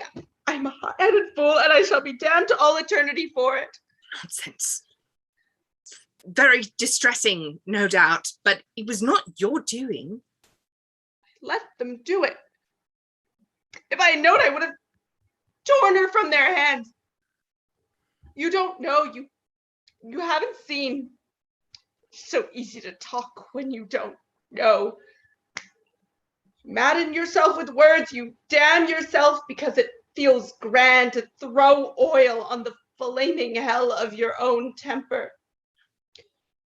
But when it is brought home to you, you see the thing you have done, when it is blinding your eyes, stifling your nostrils, tearing your heart, then, oh God, take the sight away from me. Oh Christ, deliver me from this fire that is consuming me. She cried to thee in the midst of it. Jesus, she is in thy bosom, and I am in hell forevermore. Come, man, you must pull yourself together. We shall have the whole town talking of this. If you have not the nerve to see these things, why do you not do as I do and stay away? She asked for a cross. A soldier gave her 2 sticks tied together. Thank God he was an Englishman. I might have done it, but I did not. I am a coward, a mad dog, a fool. But he was an Englishman too. Fool. They will burn him too if the priests get hold of him. Some of the people laughed at her. They would have laughed at Christ. They were French people, my lord. I know they were French. Hush! Someone is coming. Control yourself. Ladvenu comes back through the courtyard to Warwick's right hand, carrying a bishop's cross, which he was taken from the church. He's very grave and composed. I am informed that it is all over, Brother Martin. We do not know, my lord. It may have only just begun. What does that mean, exactly? I took this cross from the church for her, that she might see it to the last. She had only 2 sticks that she put into her bosom. When the fire crept round us, and she saw that if I held the cross before her, I should be burnt myself, she warned me to get down and save myself. My lord, a girl who could think of another's danger in such a moment was not inspired by the devil. When I had to snatch the cross from her sight, she looked up to heaven, and I do not believe the heavens were empty. I firmly believe that her Savior appeared to her then in his tenderest glory. She called to him and died. This is not the end for her, but the beginning. I'm afraid it will have a bad effect on the people. It had, my lord, on some of them. I heard laughter. Forgive me for saying that I hope and believe it was English laughter. No, it was not. There was only one Englishman there that disgraced his country, and that was the mad dog de Stokeumber. Let them torture him, let them burn him. I will go pray among her ashes. I am no better than Judas. I will hang myself. Quick, Brother Martin, follow him. He will do himself some mischief. After him, quick! Ladvenu hurries out, Warwick urging him. The executioner comes in by the door behind the judge's chair, and Warwick, returning, finds himself face to face with him. Well, fellow, who are you? I am not addressed as fellow, my lord. I am the master executioner of Rouen. It is a highly skilled mystery. I'm come to tell your lordship that your orders have been obeyed. I crave your pardon, master executioner. And I will see that you lose nothing by having no relics to sell. I have your word, have I, that nothing remains? Not a bone, not a nail, not a hair? Her heart would not burn, my lord, but everything that was left is at the bottom of the river. You have heard the last of her. The last of her? I wonder. Epilogue. A restless, fitfully windy night in June 1456, full of summer lightning after many days of heat. King Charles VII of France, formerly Joan's Dauphin, now Charles the Victorious, aged 51, is in bed in one of his royal chateaux. The bed, raised on a dais of 2 steps, is towards the side of the room so as to avoid blocking a tall lancet window in the middle. Its canopy bears the royal arms and embroidery. Except for the canopy and the huge down pillows, there is nothing to distinguish it from a broad settee with bedclothes and a valance. Thus its occupant is in full view from the foot. Charles is not asleep. He is reading in bed, or rather looking at the pictures in Fouquet's Boccaccio, with his knees doubled up to make a reading desk. Beside the bed on his left is a little table with a picture of the Virgin, lighted by candles of painted wax. The walls are hung from the ceiling to floor with painted curtains which stir at times in the draughts. At first glance, the prevailing yellow and red in these hanging pictures is somewhat flame-like when the folds breathe in the wind. The door is on Charles's left, but in front of him, close to the corner furthest from him, a large watchman's rattle, handsomely designed and gaily painted, is in the bed under his hand. Charles turns a leaf. A distant clock strikes the half-hour softly. Charles shuts the book with a clap, throws it aside, snatches up the rattle, and whirls it energetically, making a deafening clatter. Ladvenu enters, 25 years older, strange and stark in bearing, and still carrying the cross from Rouen. Charles evidently does not expect him, for he springs out of bed on the further side of the door. Who are you? Where is my gentleman of the bedchamber? What do you want? I bring you glad tidings of great joy. Rejoice, O king, for the taint is removed from your blood and the stain from your crown. Justice, long delayed, is at last triumphant. What are you talking about? Who are you? I am Brother Martin. And who, saving your reverence, may Brother Martin be? I held this cross when the maid perished in the fire. 25 years have passed since then, nearly 10,000 days. And on every one of those days, I have prayed to God to justify his daughter on earth as she is justified in heaven. Oh, I remember now. I have heard of you. You have a bee in your bonnet about the maid. Have you been at the inquiry? I have given my testimony. Is it over? It is over. Satisfactorily? The ways of God are very strange. How so? At the trial which sent a saint to the stake as a heretic and sorceress, the truth was told. The law was upheld. Mercy was shown beyond all custom. No wrong was done but the final and dreadful wrong of the lying sentence and the pitiless fire. At this inquiry from which I have just come, there was shameless perjury, courtly corruption, calumny of the dead who did their duty according to their lights, cowardly evasion of the issue, testimony made of idle tales that could not impose on a plowboy.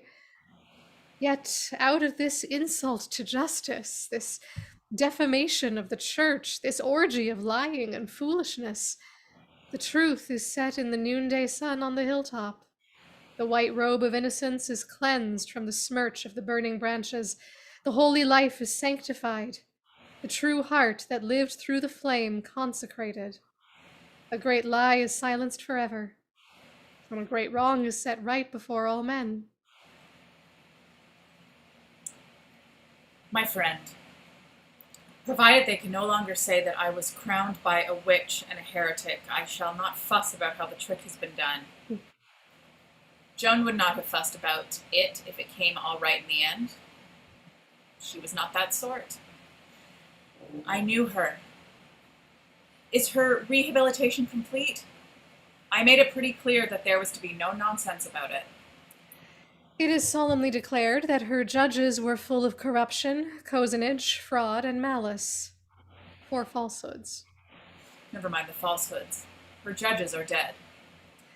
The sentence on her is broken, annulled, annihilated, set aside as non-existence without value or effect. Good. Nobody can challenge my consecration now, can they? Not Charlemagne nor King David himself was more sacredly crowned. Excellent. Think of what that means to me. I think of what it means to her. You cannot. None of us ever knew what anything meant to her. She was like nobody else. And she must take care of herself wherever she is, for I cannot take care of her, and neither can you, whatever you may think. You are not big enough. But I will tell you this about her. If you could bring her back to life, they would burn her again within 6 months for all their present adoration of her. And you would hold up the cross, too, just the same. So, let her rest, and let you and I mind our own business and not meddle with hers. God forbid that I should have no share in her, nor she in me. Henceforth my path will not lie through palaces, nor my conversation be with kings. Much good may it do you, holy man. That was a funny chap. How did he get in? Where are my people? Hello? Someone come and shut the windows. Everything is being blown all over the place. Who is there? Who is that? Help! Murder! Thunder. He jumps into bed and hides under the clothes. Easy, Charlie, easy. What art making all this noise for? No one can hear thee, thou art asleep. She is dimly seen and is a pallid greenish light by the bedside. Are you a ghost? Hardly even that, lad. Can a poor burnt-up lass have a ghost? I am but a dream thou art dreaming. Thou look'st older, lad. I am older. Am I really asleep? Fallen asleep over that silly book. That's funny. Not so funny as that I am dead, is it? Are you really dead? As dead as anybody ever is, laddie. I'm out of the body.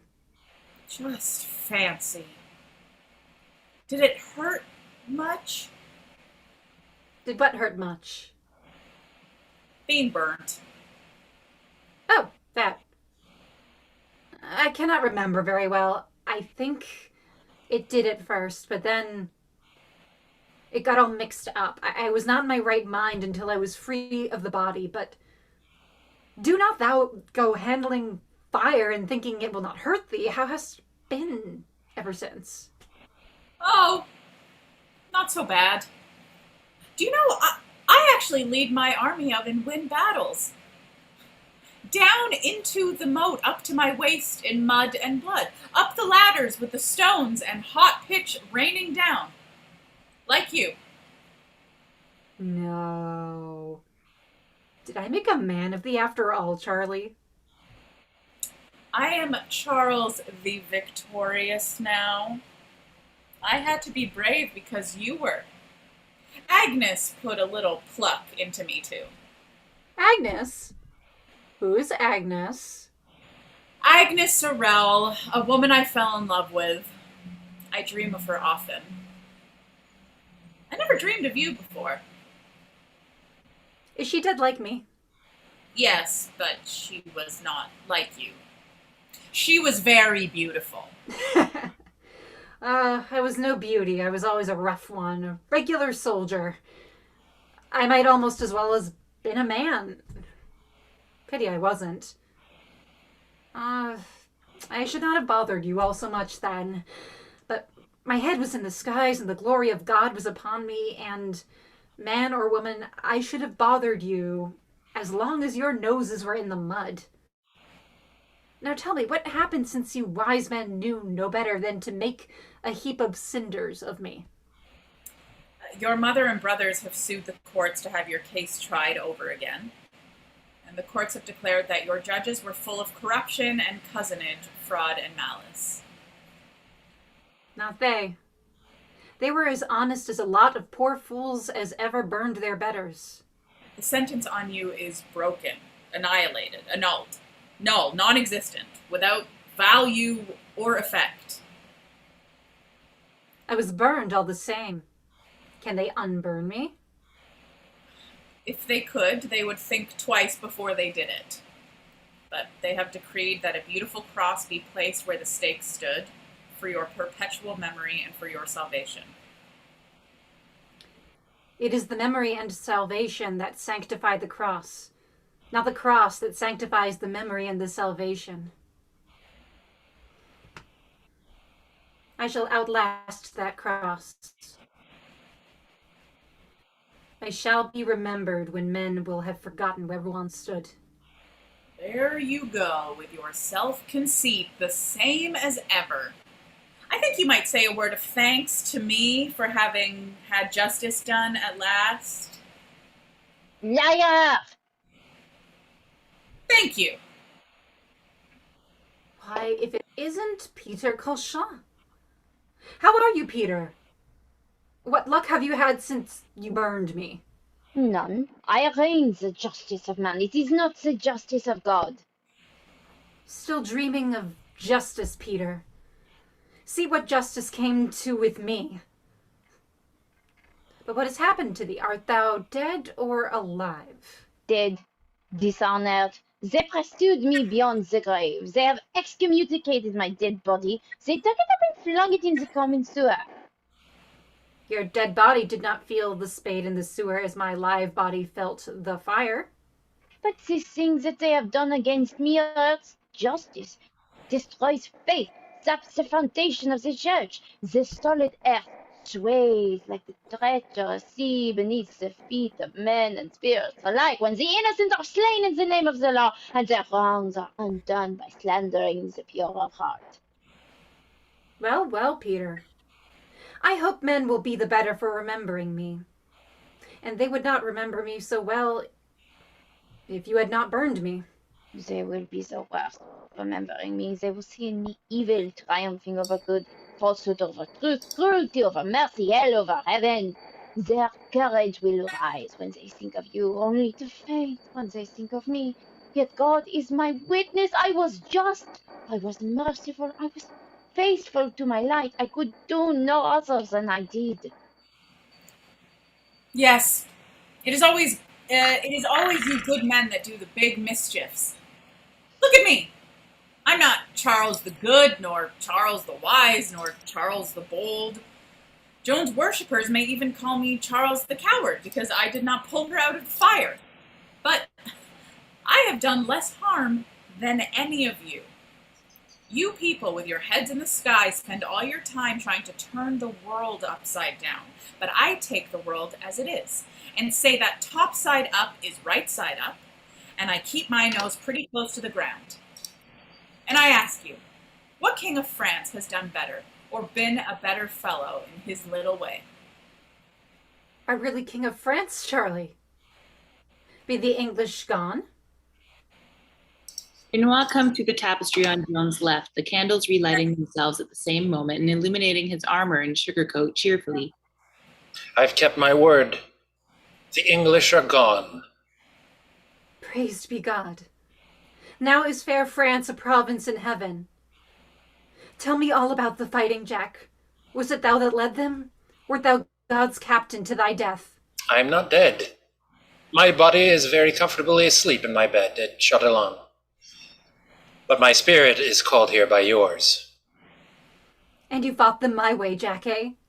Not the old way, chaffering for ransoms, but the maid's way, stalking life against death, with the heart high, and humble and void of malice, and nothing counting under God but France, free and French. Was it my way, Jack? Faith, it was any way that we could win. But the way that won was always your way. I give you best, lassie. I wrote a fine letter to set you right at the new trial. Perhaps I should have let the priest burn you, but I was busy fighting. And it was the church's business, not mine.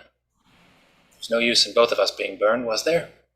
I put the blame on the priest, but I, who am beyond praise and blame, tell you that the world is saved neither by its priests nor its soldiers, but by God and his saints.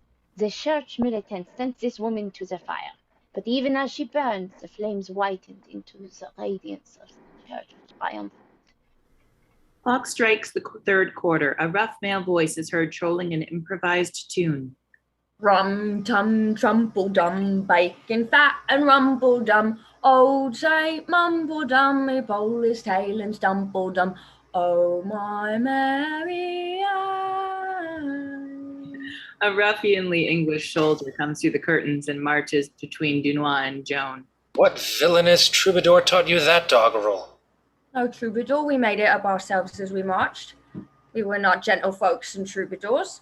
Music straight out of the art of the people, as you might say. Rum-tum, trumple-dum, bacon fat and rumple-dum. Old Saint Mumble-dum, pulled his tail and tumble-dum. That don't mean anything, you know, but it keeps you marching.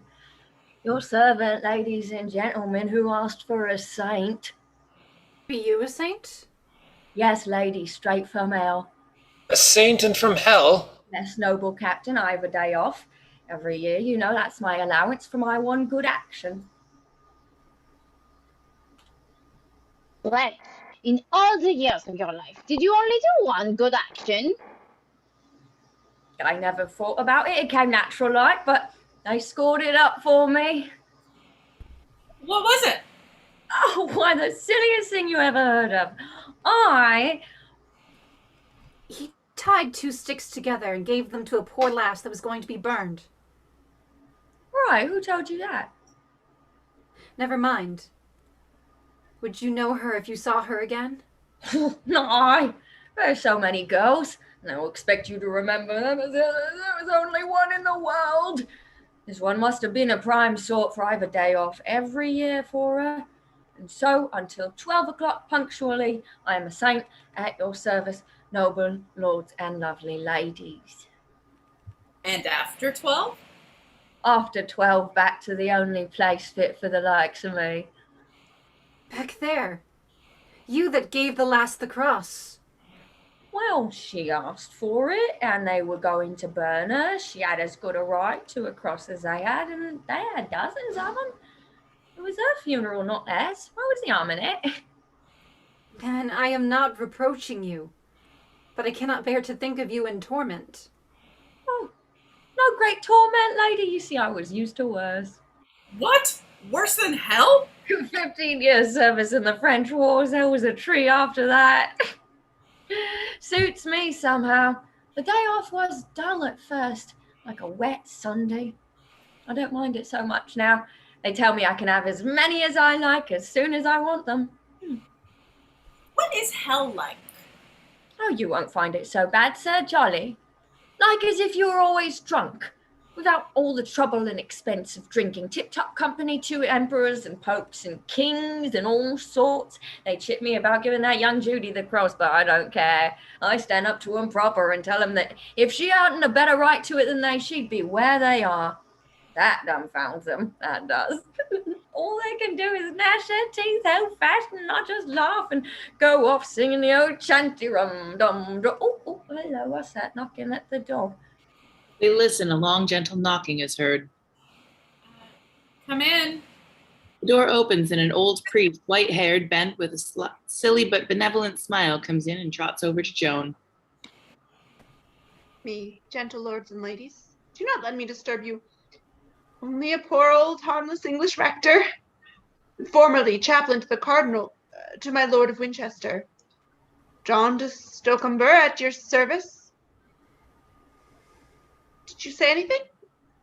I'm a little deaf, unfortunately. Also, a little, well, not always in my right mind, perhaps, but still it is a small village with a few simple people. I suffice. They love me there, and I'm able to do a little good. I'm well connected, you see, and they indulge me. Poor old John. What brought thee to this state? Tell my folks. They must be very careful. I say to them, you only saw what you think about. You would think quite differently about it. It'd give you a great shock. Oh, great shock. And they all say, yes, parson, we all know you are a kind man and would not harm a fly. That is a great comfort to me, for I am not cruel by nature, you know. Who said you were? See, I did a very cruel thing once because I did not know what cruelty was like. I had not seen it, you know. That is the great thing. You must see it, and then you are redeemed and saved. Were not the sufferings of our Lord Christ enough for you? No. Oh, no, not at all. I had seen them in pictures and read of them in books and been greatly moved by them, as I thought. But it was no use. It was not our Lord that redeemed me, but a young woman whom I saw actually burned to death. It was dreadful, oh, most dreadful, but it saved me. I have been a different man ever since, though a little astray in my wits sometimes. Must then a Christ perish in torment in every age to save those that have no imagination? Well, if I saved all those he would have been cruel to if he had not been cruel to me. I was not burned for nothing, was I? No, it was not you. My sight is bad. I cannot distinguish your features, but you are not she. Oh, she was burned to a cinder. Dead and gone. She is more alive than you, old man. Her heart would not burn and it would not drown. I was a master at my craft, better than the master of Paris, better than the master of Toulouse. But I could not kill the maid. She is up and alive everywhere.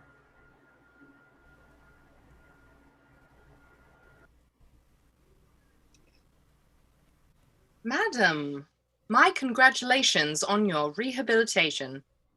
I feel that I owe you an apology. Oh, please don't mention it. The burning was purely political. There was no personal feelings against you, I assure you. I bear no malice, my lord. Just so.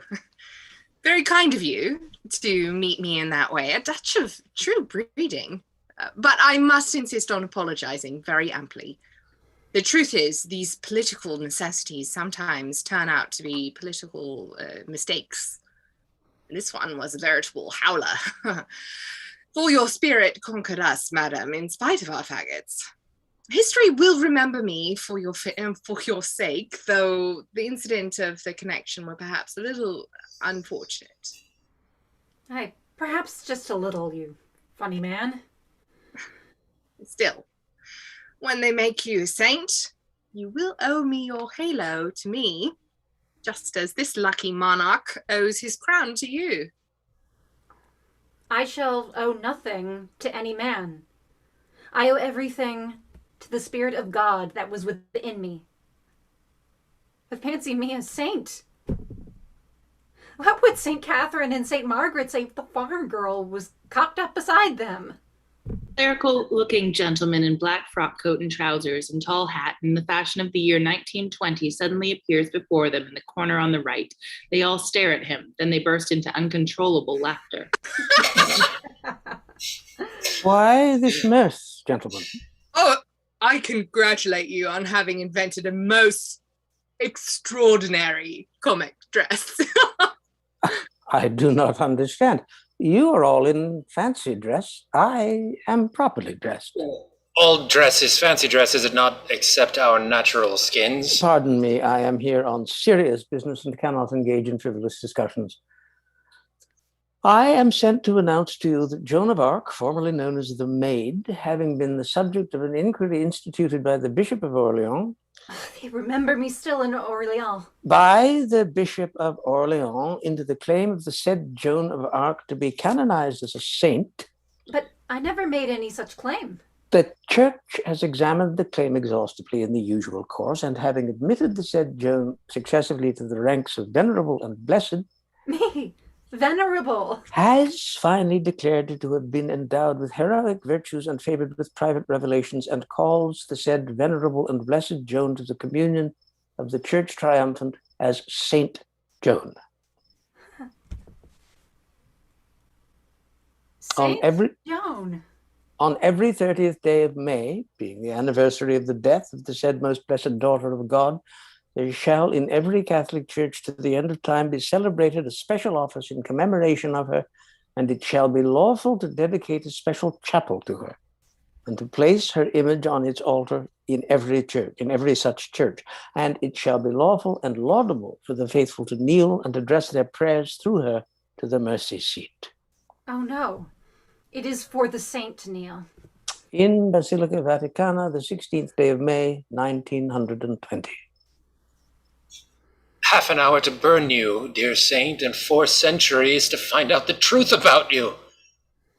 Sir, I was chaplain to the Cardinal of Winchester once. They always would call him the Cardinal of England. It would be a great comfort to me and to my master to see a fair statue to the Maid in Winchester Cathedral. Will they put one there, do you think? As the building is temporarily in the hands of the Anglican heresy, I cannot answer for that. A vision of the statue in Winchester Cathedral is seen through the window. Oh, look, that is Winchester. That meant to be me? No, I was never on my feet. I have been requested by the temporal authorities of France to mention that the multiplication of public statues to the Maid threatens to become an obstruction to traffic. I do so as a matter of courtesy to the said authorities, but must point out on behalf of the Church that the Maid's horse is no greater obstruction to traffic than any other horse. Well, I'm glad they have not forgotten my horse. A vision of the statue before Reims Cathedral appears. Is that funny little thing me too?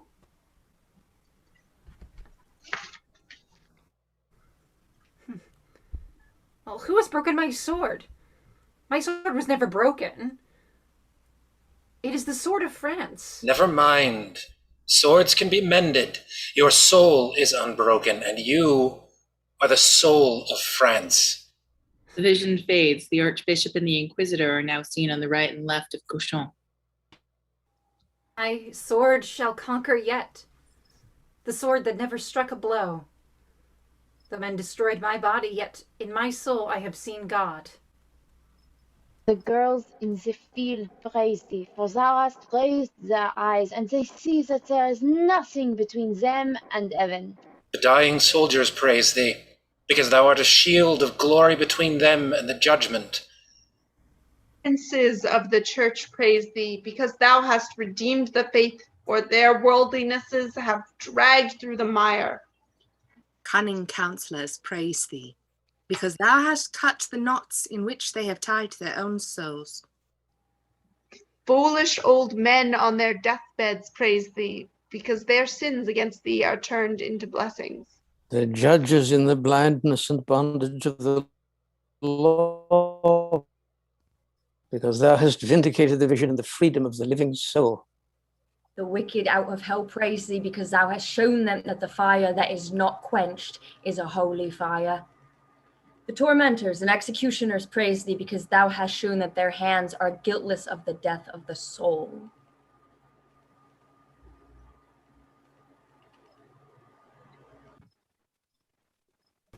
Charles, what do you say? Shit. The unpretending praise thee, because thou hast taken upon thyself the heroic burdens that are too heavy for them.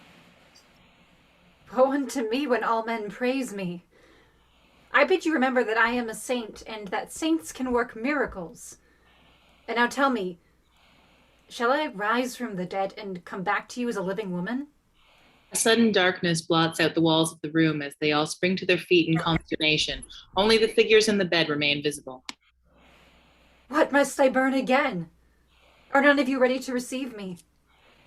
The heretic is always better dead, and mortal eyes cannot distinguish the saint from the heretic. Bear them. Forgive us, Joan. We are not yet good enough for you. I shall go back to my bed. We sincerely regret our little mistake, but political necessities, though occasionally erroneous, are still imperative.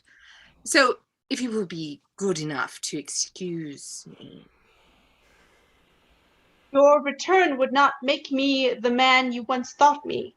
The utmost I can say is that though I dare not bless you, I hope I may one day enter into your blessedness. Meanwhile, however, I, who am of the dead, testified that day that you were innocent. So I do not see how the Inquisition could possibly be dispensed with under existing circumstances. Therefore... do not come back. You must not come back. I must die in peace. Give us peace in our time, O Lord.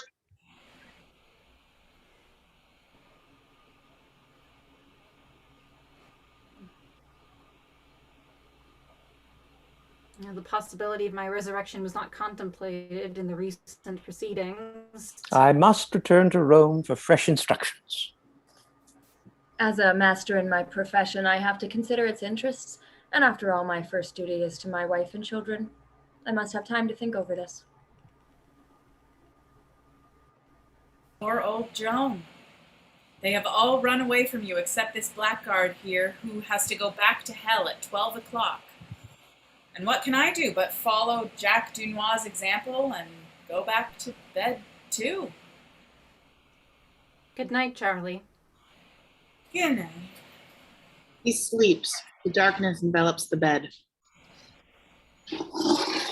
Are you one of my faithful? What comfort have you for Saint Joan? Oh, what do they all amount to? These kings and captains and bishops and lawyers and such like. They just leave you in the ditch to bleed to death. And the next thing is you meet them down there for all the airs they give themselves. What I say is you have as good a right to your notions as they have to theirs, and perhaps better. You see, it's like this. If... oh, excuse me, a pressing appointment. He goes on tiptoe. The last remaining rays of light gather into a white radiance descending on Joan. The hour continues to strike. O God that madest this beautiful earth, when will it be ready to receive thy saints? How long, O Lord? How long? The end.